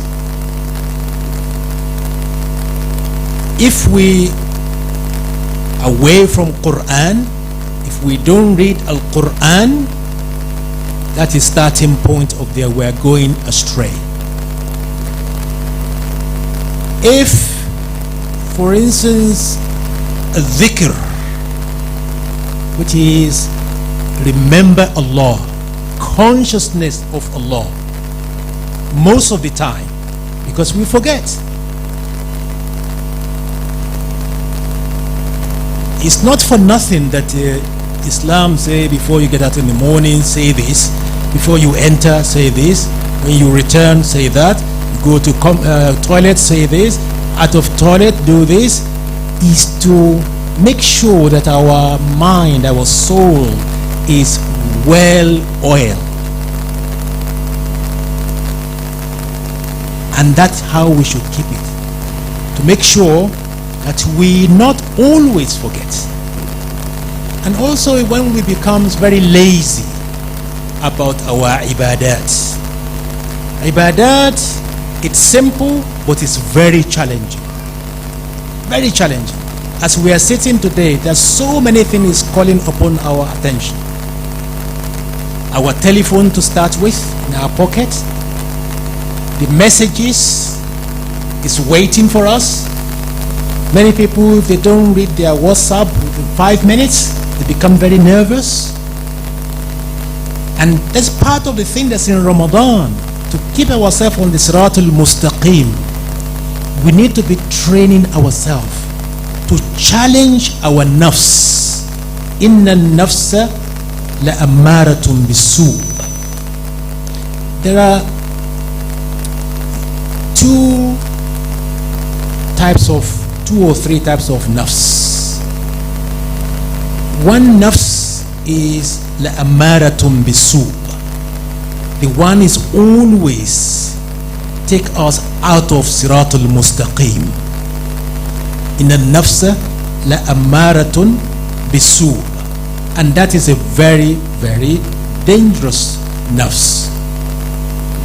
The second one is a nafsul lawwama. It's a corrective soul or nafs. Now, al-lawwama is the one we need to nurture. Why? And nafsul ammaratun bisu, the one misguided us all the time, that's one Allah created in a sense fully loaded. Doesn't need refueling. Doesn't need refueling because al-hawa, desire, is endless. What we want in life is endless, but what we need is very minimal. But desire doesn't need encouragement. It's all over the place. That's nafsul lawwama. And that's nafsul lawwama is one that the capitalism nurtures. Nafsul amaratun bisu is the one the capitalists always nurture. And that's why when we go to any supermarket, like a Tesco, I will say, I'm going there to buy myself a milk, but I'll come back with milk, sugar, trouser, and pants, and everything. How? I don't know. I went there to just buy milk, but I come out with the unbelievable stuff. And I start stopping, getting the trolley with basket. Then I end up just no basket. I just go there because I want items, but at least when I come out, I still have come out with 3 items at least. At at least it's not too many. Because they have studied our behavior, something that we are not in charge of. They're appealing to that, not appealing to our sense. Usually, our desire, our emotion, anything we do, most of the things we do in life, buying or whatever, we do it based on our emotion. And our intellect sitting there looking, not intervening. Only when we have made mess of its things that our intellect kicks in and say, why did you do that? And you say, well, you didn't tell me at the time. And that's nafsul lawama needs fuel. And that's our iman. Our iman always needs to be topped up all the time. Otherwise, it cannot confront nafsul la ammaratun bisu. It's very challenging. This is what we are dealing with in our journey of life. Islam is a practical religion. If we just watch what we say, what we do, where we go, and stop criticizing people, stop fighting, stop concentrating on mechanical stuff, and look at what Allah will ask us Yawm al-Qiyamah. We know illa man ata Allah biqalbin salim. That's qalbin salim is the one who managed to navigate their way through that path. And that's what we say ihdina siratal mustaqim every single day. Because at the end of the day, we want to meet the third nafs, because we have this battle, the dunya, bayna nafs al-ammaratun bisu and nafs al-lawwama. But the third one is an-nafs al-mutma'inna. Inshallah, if we win that battle with nafs al-ammaratun bisu, we are going to get a nafs al-mutma'inna. To get that nafs al-mutma'inna, sirat al-mustaqim is what we need to stay on. Today, we are experiencing huge challenges in internet and social medias, and it's part of design of this nafs la-ammaratun bisu. This is part of what shaitan is planning for us. We need to make sure we use the new profitably.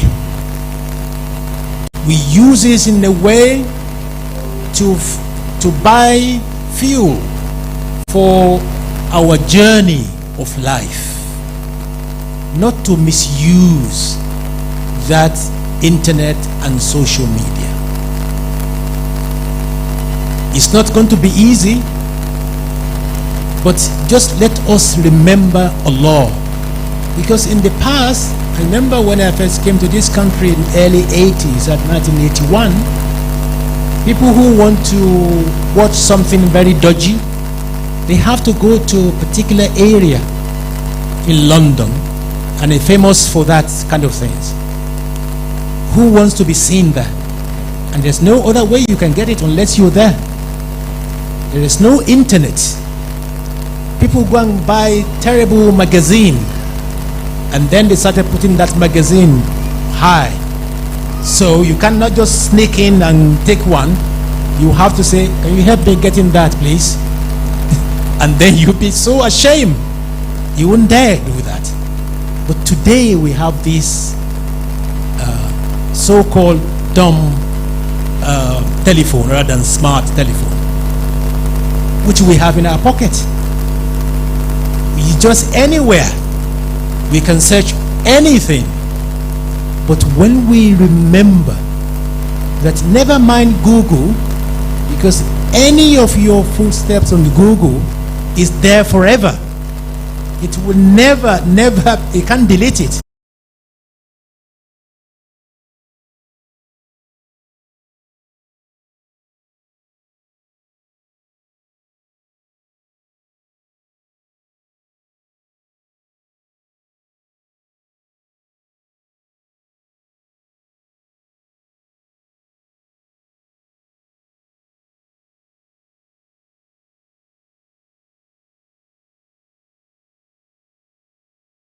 ما لهذا الكتاب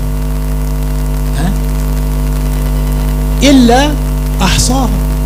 يوم القيامة, when all of us we get our paper, we say, oh my God, every little thing there is recorded.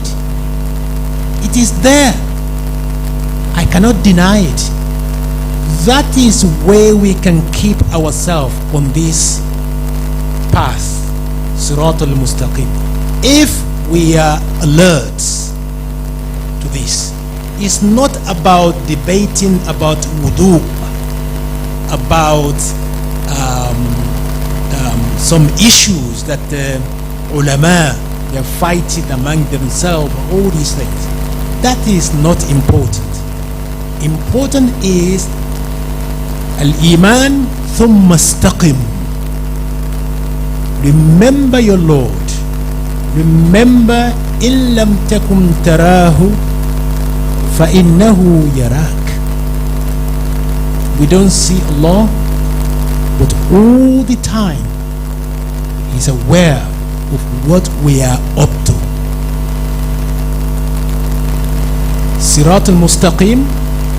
In Ramadan, Allah has given us this annual treatment, annual injection, annual treatment. For instance, we know that the salat is on daily basis. It's like we are like somebody who is sick, which need to be treated regularly. So we have these daily tablets we take, and that is our salat. But annually, sometimes we need booster, and that's what Ramadan is about. To re-energize our iman, to resuscitate our iman in some instances, because our iman is been battered the last 12 months. Hence we enter this intensive care, intensive treatment that we are about to finish now. We need to get as much as immunity, as treatment, as thing as possible, so that we be able to continue in our journey. Look, Quran says, لَعَلَّكُمْ تَتَّقُونَ, so that you can be conscious of Allah. That's what our Ramadan is all about. To restart our iman. It's very interesting that many of us translate ayah kutiba alaykum as-siyamu kama kutiba ala alladhina min qablikum la'allakum tattaqun as being Allah has said as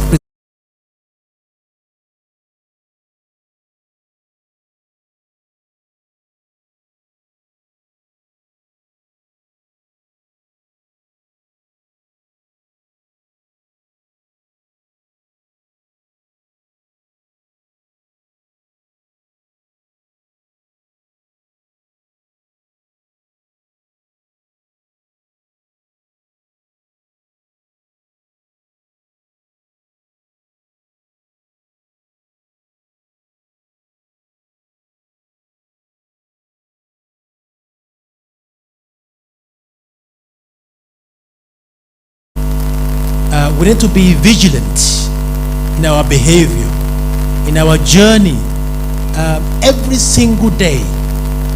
Before we sleep, let's think about it. But today has been happening in my life, or maybe not every day, from time to time, to call ourselves into account. Nobody knows anything about me except myself. I'm the only one who can judge myself. So individually we need to do that. As you may notice that a human being, the person we hate sitting down with most is ourselves. That's why when we're sitting alone, you will see your system say, come on, check your telephone, put television on, call somebody. Because we are trying to run away from ourselves. That's what it is. And that's why Islam say, hang on a minute, settle down, khalwa for 1 hour with your Lord. Stay 1 hour, dhikr, between you and Allah. Sit down, be with yourself. Don't run away. So, Sirat al-Mustaqim, we need to be recalling ourselves back to the Sirat al-Mustaqim. And we need to be doing dua all the time. Because it's Allah, the only one, can keep us on that Sirat al-Mustaqim. But we can do to help ourselves as well. Let's determine. And the way we can do that from today, all of us, myself to start with, we need to have determination to change. And to start with a simple step, whatever it is. We need to determine, we need to be truthful, and we need to start. Because never Shaitan will allow us to say, start tomorrow, start next week. Apart from we don't know when we are going to record. We don't know. Apart from that, we don't know. But Shaitan can say tomorrow, after tomorrow, after tomorrow. And we all getting younger every day. Believe me, and when I came to this country in 1981, it's like yesterday. I can't believe it. That only one day, I remember the day that I saw something in my head, and I said, oh, that must be something, and it won't go, and it was great. And before I realized, all over the place. All over the place. If you say, my God, I say, where are those years gone?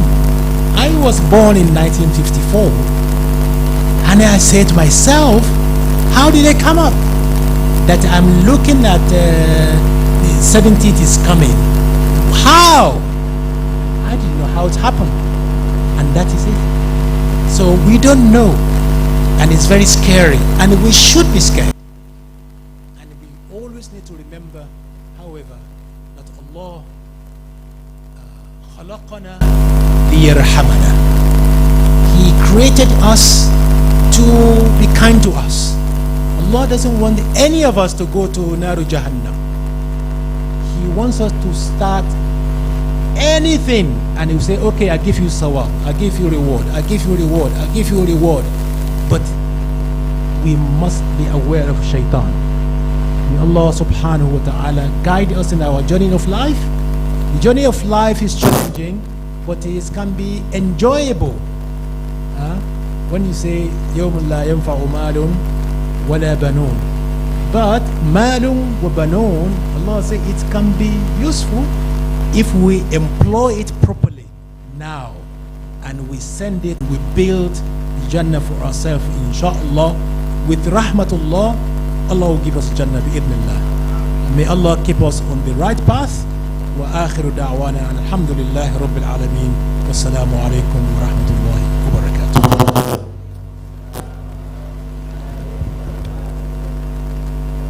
Bí ìgbà t'Ọlọ́run oníṣẹ́ sọ fún kó wá.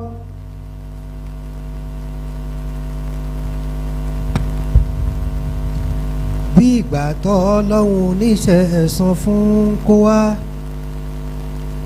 Bí ìgbà t'Ọlọ́run oníṣẹ́ san fún kó wá o.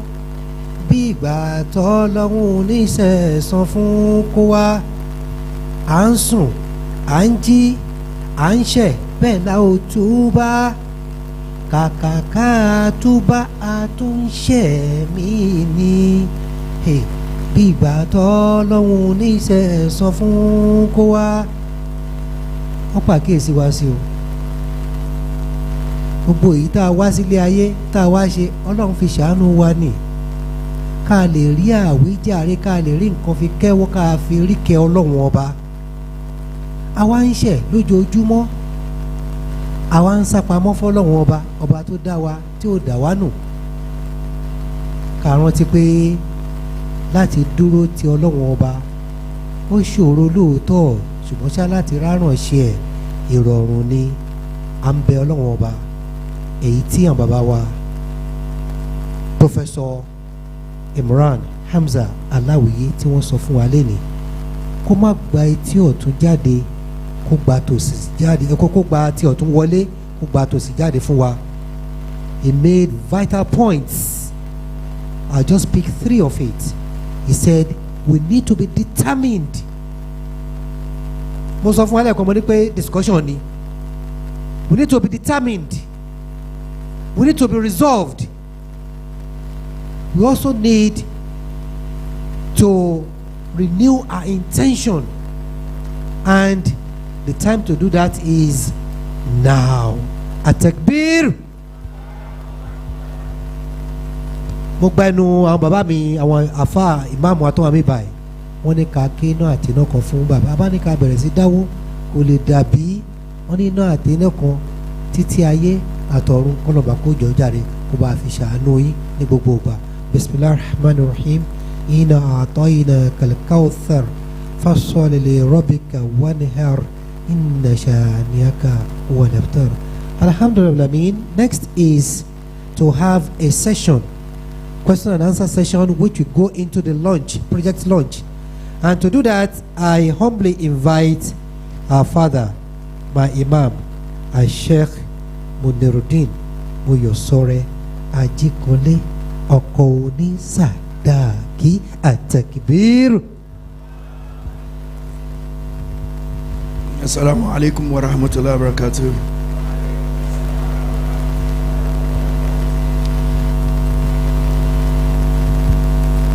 I've always had a problem with Dr. Alawiye, and I say this at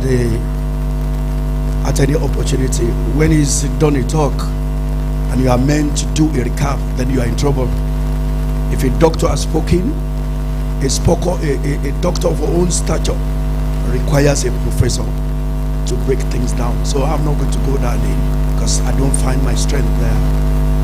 I know Dr. Alawiye has spoken, and there's nothing to say about it again other than inna haza kana lakum jazahan wa kana sa'yukum mashkura.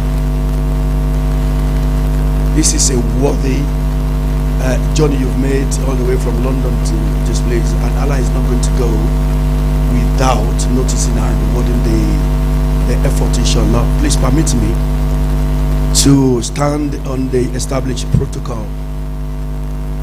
I'm going to be asking question and answer. We'll be asking for questions from you, but I just want to do a little personal assessment of myself and how much of what has been said that I've actually taken in, because time is fast approaching.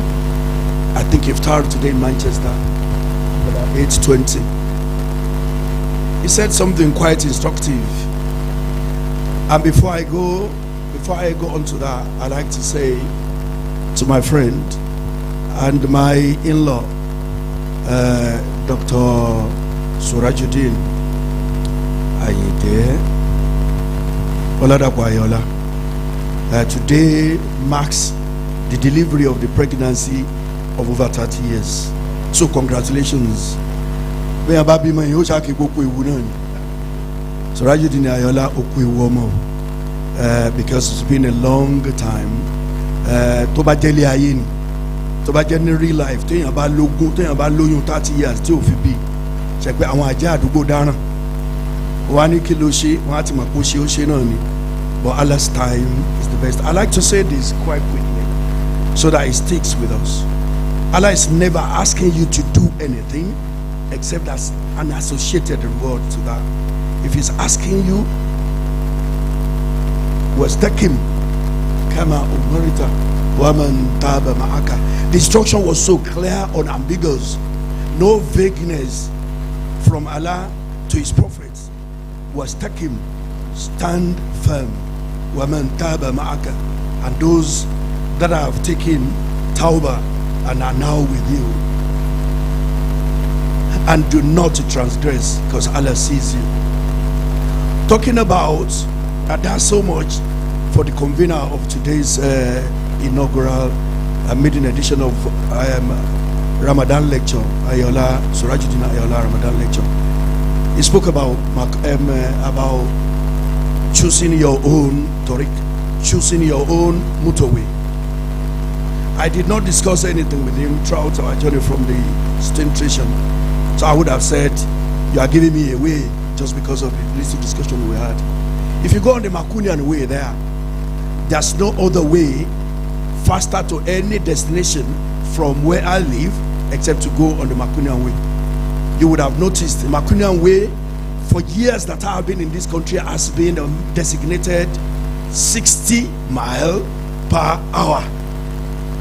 It's suddenly been reduced to 30. Even my wife, who is a slow driver, has abandoned that part because it's not the part that we like naturally. We want to speed. We do not want curtailment. We just want to drive. We now choose another path where there's no control. At the end of the day, you've got hidden cameras there. And what do you get next? Tickets. Because that is the path that you have chosen for yourself. So you choose your path. And when he was talking about the transition between the different nerves, the one that compels you to do evil all the time, you are never ever thinking anything in your head other than evil. That is the nafsul amara, the one that Yusuf suffered before Allah came to him and rescued him, because he would have tampered with that woman there. If he was Prophet Yusuf, then what happened was an automatic expectation and consequence. But if he was just an ordinary person, he would have been a totally different outcome. And when you are the one that you and I are in now, is the second one, which is the nafsul lawwama. After all, you are able to edit yourself there. You are able to say, am I going too fast? Even when you are driving on the motorway that you have selected yourself, you still ask yourself, I think I'm overspeeding. I think I need to calm down. You can even say that to yourself. And calming down means that you have to do things differently. I've instead said that, I like to say that the benefit, like where I took off, that Allah wishes that you benefit each time He says, do something. What do you benefit when you do istiqamah? In Surah Al-Aqaf, you find another version of istiqamah there, in addition to the one Doctor mentioned, and in addition to the one that I said, which is a straight directive from Allah, was taken kama umirta, stand firm, just like I've actually warned you. And Allah says, Allah Akbar, in Surah Al-Aqaf, verse 13, I think, if I've not lost that, Allah says, Inna alladhina qalu rabbuna Allahu thumma istaqamu. Naturally, when you want to chorus it, is the tatanazzalu alayhim al-malaika. Allah is only saying to you, when you are being counted on the other side of the divide, that is when that happens. But what happens while you are here on the surface of the earth? And Allah says, Inna alladhina qalu rabbuna Allah.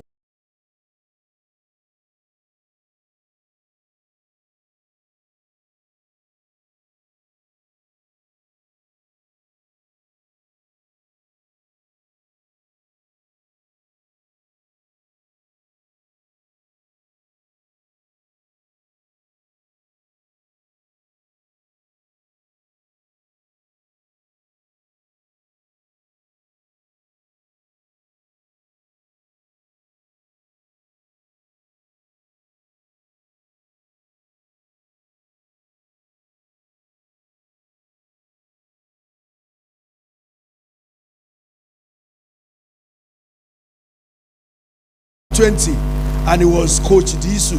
Do you remember? So, and it was now, yeah, the miracle. And you know what happened then? We were 4 goals down, and something happened. Nigeria was 4 goals down against Russia, and what happened?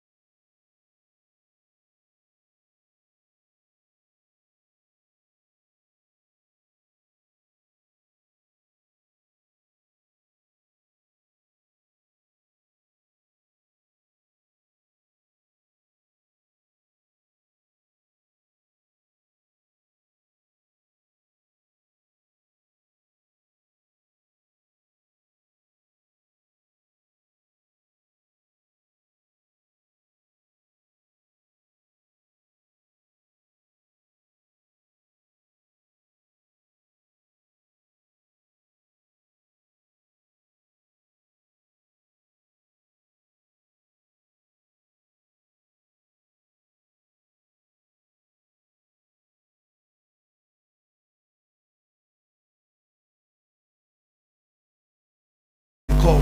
So this is the remainder of the Ramadan. You can still do your istiqamah and you will get there ultimately. I'm going to stop there because what is important today is the money we are talking about. This is a project that I have seen myself, and I do know I have committed everything that I have towards that project, and it's not going to be limited to Ramadan alone. If I have committed, I have committed until the completion of that mosque. Inshallah, I'll be joining. Now, if you have questions, Dr. Imran is here to answer the questions as professionally as he does it all the time. Question and answer, and it's going to be, maybe I'll limit it to 3 or 4 questions, because 3 questions, so that we can have plenty of time for iftar.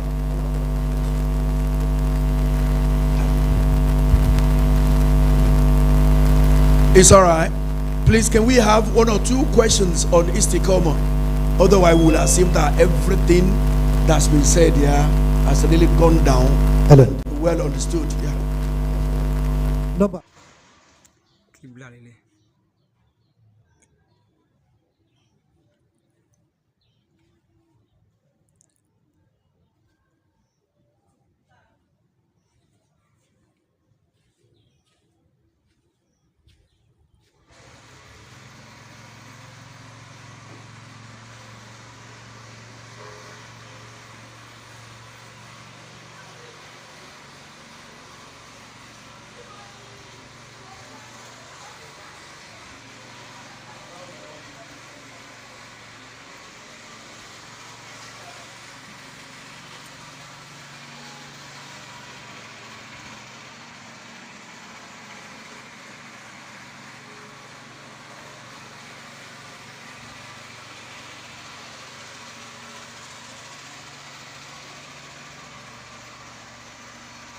said, if I do go wrong, what will you do? And somebody thought, he thought, that's this what is going to happen. Should we just keep quiet and then just allow the leaders to do what they are doing, and we just believe that we should wait till the time of day of Qiyamah? Assalamu alaikum wa rahmatullahi wa barakatuh. Dr. Alawiya. No, we must not wait until Yawm al-Qiyamah.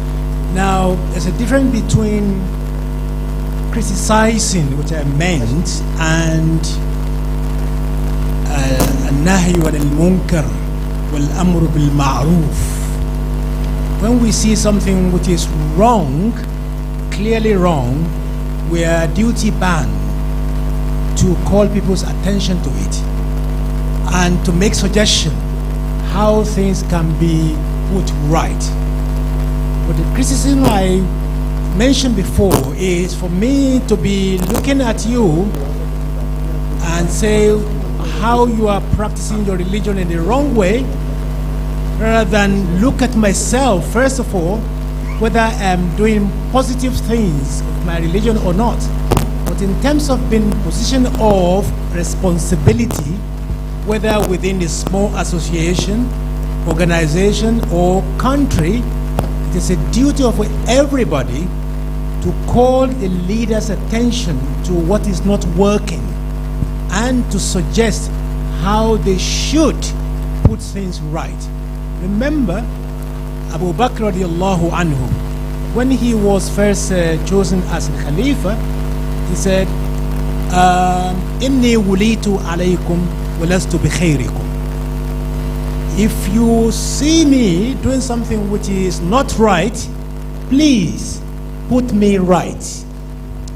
Faqawwimuni, in fact, as they say, a very strong word. Faqawwimuni.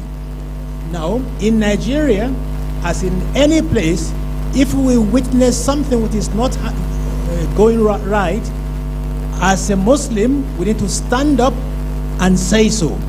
For instance, in Nigeria, people are suffering, people are dying, people are hungry. Every single politician in Nigeria will be asked by Allah. It is the blood of Nigerians is the money they have in their pocket. They will have hisab asir yawm al-qiyamah. And it's for us, all of us, we must say so. We must stand up and say what you are doing is not right. People are suffering, people are dying, hospital is not there, education is really going down. While you set of politicians, you are competing with billions and millions. The so-called senators, we have all these allowances, we don't know what you are doing with it. And you join politics today, you live 3 years later, you become a millionaire. There is no other way except that you stolen money. No, yes, you're right. For us as a Muslim, we must say that clearly and let them hear us.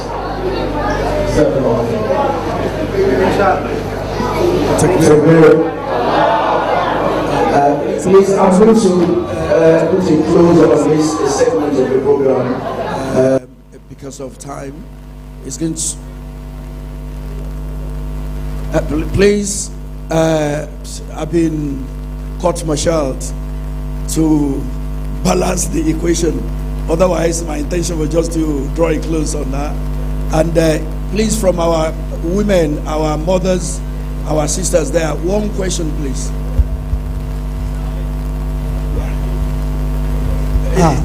Alhaji Adesoro díẹ̀ bí àyàfi tó bá yọ̀ǹda bí báyìí bí bẹ́ẹ̀ kọ́ olúwe ajẹ́sàárì kò ní lẹ́rọ̀ọ́nù ẹ bá gbórúkọ lọ́wọ́ bá tóbi.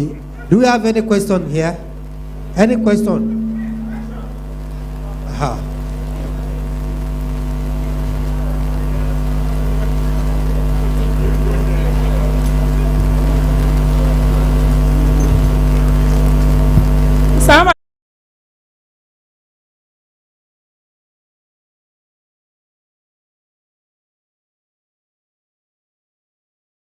Types of nafsul, but it's like I couldn't pronounce each of them correctly, and to the interpretation it's like it's only two that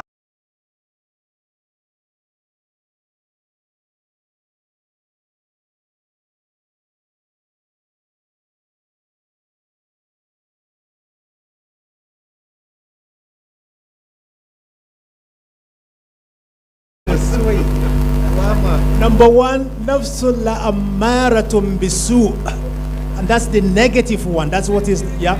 Then we have nafsul lawama, and then we have nafsul mutma'inna. And mutma'inna is one with the calm and settled mind. Yeah, that's the third one. You have la'ammaratun bisu, and then lawama, and then mutma'inna. And lawama is the one corrective one correct us. What's that?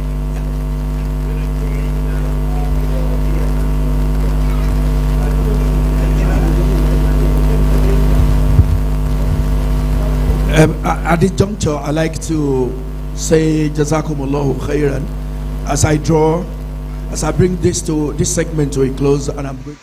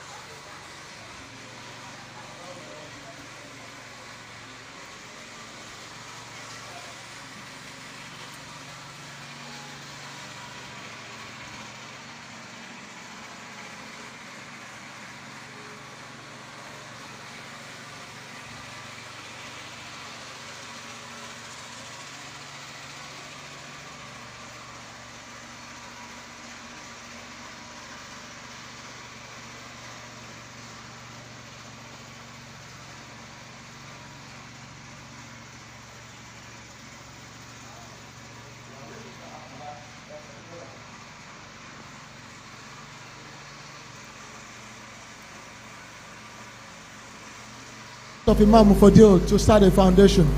But because of COVID, banks aren't opening account for charities quickly within the time we wanted to do it. So on my integrity, we will take collections. We have your registrations. We'll keep everybody else posted. But I will come back on this, inshallah. Bismillah. Assalamu alaikum wa rahmatullah. Unfortunately, I don't have any question to ask. I just want to show appreciation to our fathers, the two professors, and then thank you all for coming over to felicitate with us.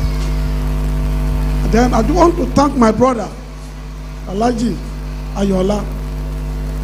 Since I've known him, he has never failed. Today is a success. I'm flabbergasted. Alhaji Ayoola possessed the integrity of a Fidel Castro, the charisma of Mahatma Gandhi, and the aggressiveness of a Muammar Gaddafi. Allahu Akbar. Atakbir. Thank you all. So, please, I invite you to support this project. We're looking for 3 million. I have put my hands into my wife's pocket, and I've taken some money from the children's savings. We will start with 500,000 naira from my family. If you like to make a commitment to support this project, I'm happy to pass this microphone, and we'll come back to you to take the donations. But we would come back with this video, and inshallah, bi kudratillah, we will send everybody an update, and next year we'll bring this project back to us to say this was what we saw, this is what Allah has made it with your support. So now, can I have the bank details? Somebody already donated 100 pounds. 100 pounds. Mr. Kaka, as he was leaving, he left 100 pounds. Takbir. Allahu Akbar. Mr. Kaka from Corinth now. May Allah reward him. So we've got 100 pounds from Mr. Kaka. Now, Prof.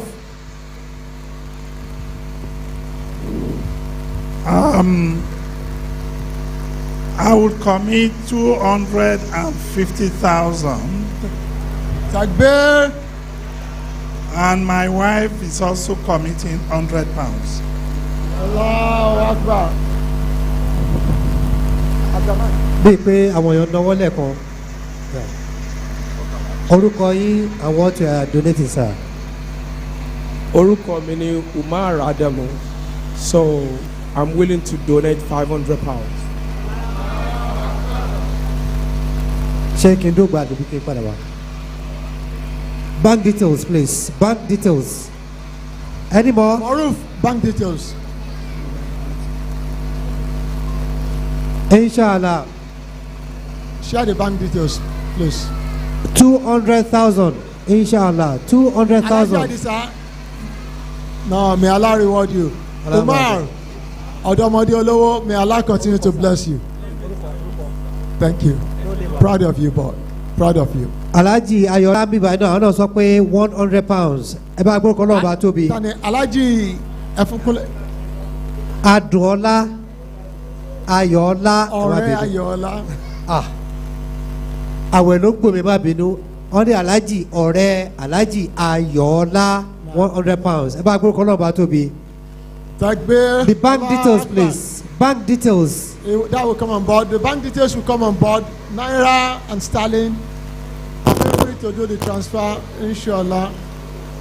Afẹ́nifọ́rọ̀ àwọn náà bu owó rẹpẹtẹ wá bí báyìí. Ìyálóde gbogbo Ẹ̀gbá Manchester nìyẹn. Mashallah. Thank you very much, my sister. Bank details. Please put the bank details up. Abdurrahman, you writing? Thank you. Walau kana binti, walau kana tashere, walau kana bí o tó nǹkan kó má bu ọ sí já. Alhaji Ogundipe 100,000 naira. Ẹ bá gbọ́dọ̀ kọ́ lọ́wọ́ bá tóbi. Allahu Akbar. Orúkọ.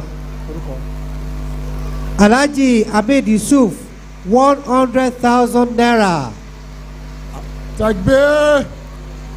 Alhaji Hamzat, 100 pounds. I hope someone is taking notes. We want the details. Yeah, Alhaji Dr.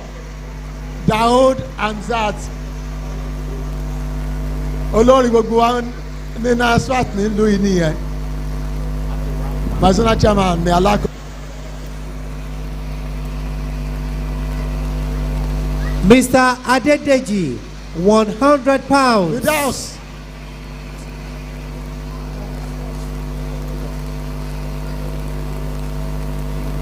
Mr. Adedeji, may Allah bless you. We acknowledge that. Thank you very much. Owó abẹ́ awọ látòdì di ọ̀dọ̀ ìmáàmù wa 50 pounds. Ẹ bá gbọ́ kọ́ lọ́wọ́ bá tóbi. Takbir. Àwọn èyí. May Allah bless you. Allahumma amin ya Allah. Now, we need the bank details, please. Alhaji Bankole Nawambe to the wall. 100 pounds. Alhaji Jamiu Bankole. Alhaji Jamiu Bankole, 100 pounds. Engineer Ahmed Lawal, 100 pounds. Atakbir. F1 bank details.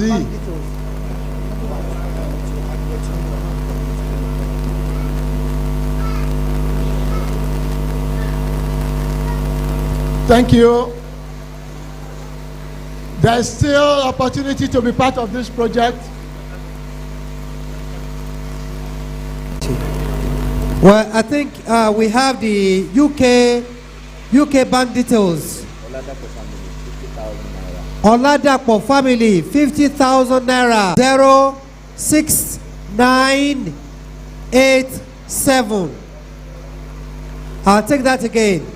UK account sort code 206987, and the account number is 207 51103 207 51103. Naira account. The sort code again for UK 20698. No. 206987 sort code. Zenith. Account number is 100 360 2956. Thank you very much. God bless you. The account name, please.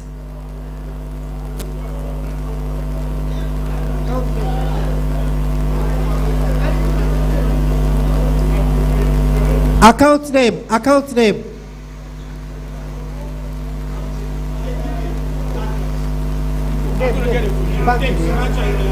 Okay, Ayoola. Ayoola, that is the account name. Ayoola. Account name is Raj Ayoola. The account details is I just noticed ó wà ní abẹ́ video tó ṣe yẹn bọ̀ ó yẹ kó gbé sórí PowerPoint ni. We'll learn, we'll improve next year, inshallah, inshallah.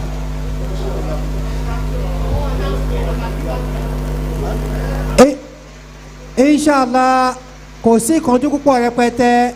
We have made provision for Salatul Maghrib upstairs. Àyàdù aláwọ̀ à ń bẹ̀, àyè tamatikiru wà ń bẹ̀. Wọ́n ní ẹni tá a bá ṣe lóore tí ò dúpẹ́ bí ọlọ́ṣà kónilẹ́rù lọ́nà ni. Can I invite Brother Abdurrahman Ayoola for the words of appreciation, please?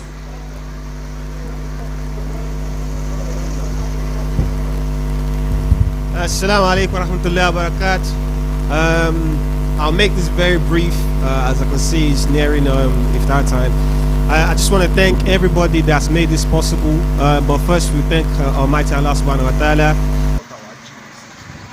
You that's come from far and near, kọ́lọ́n túbọ̀ máa bá àṣírí wa lọ́la la ilaha illallah Muhammad sallallahu alaihi wasallam. Well, like I say, we'll just round up and say kọ́lọ́n show at the ìgbà next year. Ọlọ́run máa ṣe ìláṣẹ mọ́ lọ́la la ilaha illallah Muhammad sallallahu alaihi wasallam. Assalamu alaikum.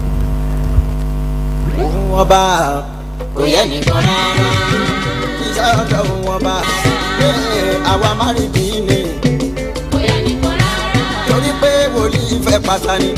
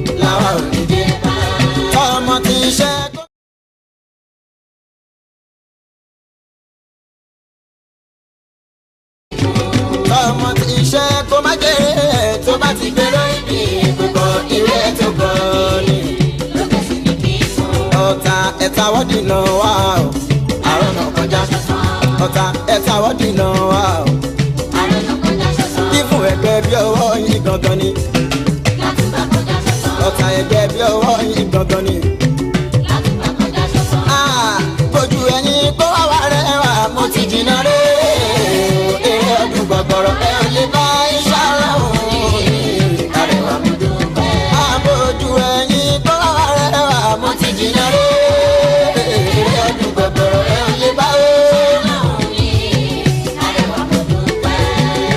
ṣébi tó yẹ kó wà rè é ṣóhun tó kàn rè é ọ̀nà tó yẹ kó rìn rè o ọ̀fẹ́ kọ́ lórí rè é. ṣébi tó yẹ kó wà rè é ọ̀rẹ́ ń gbọ́ ṣóhun tó kàn rè é ọ̀nà tó yẹ kó rìn rè o ọ̀fẹ́ kọ́ lórí rè é. gbọ́nà ṣébi tó yẹ kó wà rè o. ṣóhun tó kàn rè é ọ̀nà tó yẹ kó rìn rè o ọ̀fẹ́ kọ́ lórí rè é. ṣébi tó yẹ kó wà rè é mo ń bí yẹ ṣóhun tó kàn rè é ọ̀nà tó yẹ kó rìn rè o ọ̀fẹ́ kọ́ lórí rè é. arẹwà gbórin náà dé ọgbọ́n bàbá Àlàyìndé olórí eré tí ń ròde mò ń bọ̀ ń ò tí dé lójoojúmọ́ làwọn kò dé aṣọ taná táwọn ròde odò àná ti dé orin ẹlẹ́dọ̀ kì í èdè náà fi lé mi ló ládé adé orin yẹ mi mo dé àfẹ́mi náà ló lè dé. ṣébi tó yẹ kó wà rè é ṣóhun tó kàn rè é ọ̀nà tó yẹ kó rìn rè é ọ̀fẹ́ kọ́ lórí rè é. ẹni ọ̀rọ̀ jọ ti ẹ̀rẹ̀ wọ́n bí ẹ nínú léèrè oníbíbí rè kò bá máa wo bí èrè ọ̀nà tó fẹ́ tọ́ lọ béèrè èrè ò sí nínú èrè wọ́n fún mi láì béèrè mo ní òbí rè bí ò sí máa béèrè ṣógun òbí rẹ̀ lèrè ẹ ò rádé kò dèrè orí ìyá lókè òsì rè gbójúlókun ó wáyé rè òṣì tó ta ẹja rè ó arẹwà ṣé mo wí rè. ṣébi tó yẹ kó wà rè é ṣóhun tó kàn rè é ọ̀nà tó yẹ kó rìn rè é ọ̀fẹ́ kọ́ lórí rè é. àwọn tó bí ìwọ ò ní o. àwọn tó bí ìwọ ò ní ìwọ náà ò sáré kó lè ní òṣì oníran mẹ́ta ni tani ò yẹ kó sùn bí ẹni tí ò lẹ́ni bí ẹni tábàjì lówù rẹ̀ ni àkọ́kọ́ níṣẹ́ ẹni kọ́rọ̀ má bá wa dùn ni tàbá rẹ̀ níbi ẹni iṣẹ́ tó mú iṣẹ́ ẹni determination lóní lọ́dún vitamin láti ní wàláyé ó lè ní bóyá plan ni má ṣiṣẹ́ bí aláìní o kò ìkọjá omi àní. ṣẹ́ńtẹ́lẹ̀ mọ́ ni lọ́wọ́ ara ẹ̀ ṣe ibà ọ̀nà tó yẹ kó rí o ọtí rí ma ṣíkìtà ní ṣiṣẹ́ òòjọ́. ẹnì kankanà máa kàdà gbọ̀ngàn èrè kàlà wá sábẹ́ àwòlí kàlà ọ̀làlà. sálárì ànádàájọ́ láìwẹ̀ mákàtí kejọ́ wọ́n bá ẹ sọ ó ní kò jọ kó pa kọ́kọ́ lè. Allahu la ilaha illallah. ó jẹ́ tó ṣẹ́rù sí ìjọ ó jẹ́ ìjọ tó lè kó ẹjọ́ kò lè bá aláǹkó jọ ìjọ kì í ṣe.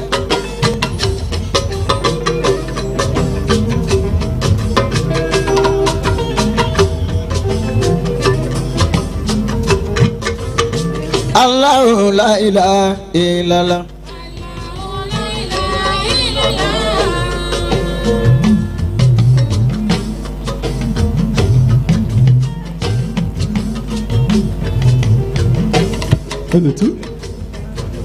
Sauti dé táyé tí bọ̀ sọ́kàn. Allahu akbar, Allahu akbar. Ají arẹwà tó. Allahu akbar, Allahu akbar. Ashhadu an la ilaha illallah.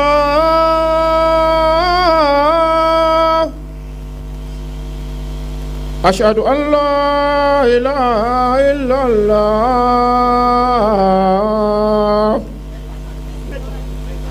Ashhadu anna Muhammadar Rasulullah. Ashhadu anna Muhammadar Rasulullah. Ayyuhal salat. Ayyuhal salat.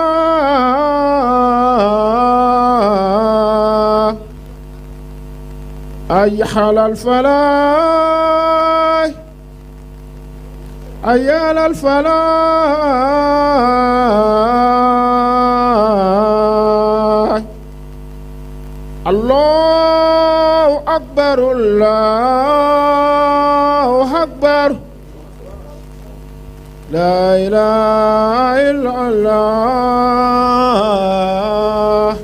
لا إله إلا الله سيدنا محمد رسول الله صلى الله عليه وسلم الأمر بعزيدا وتتام وصلاة القائم آت محمد إلا ودرجة الوفية وبات مكان مملة وحاتا إنك لعتول في المهادة آمين.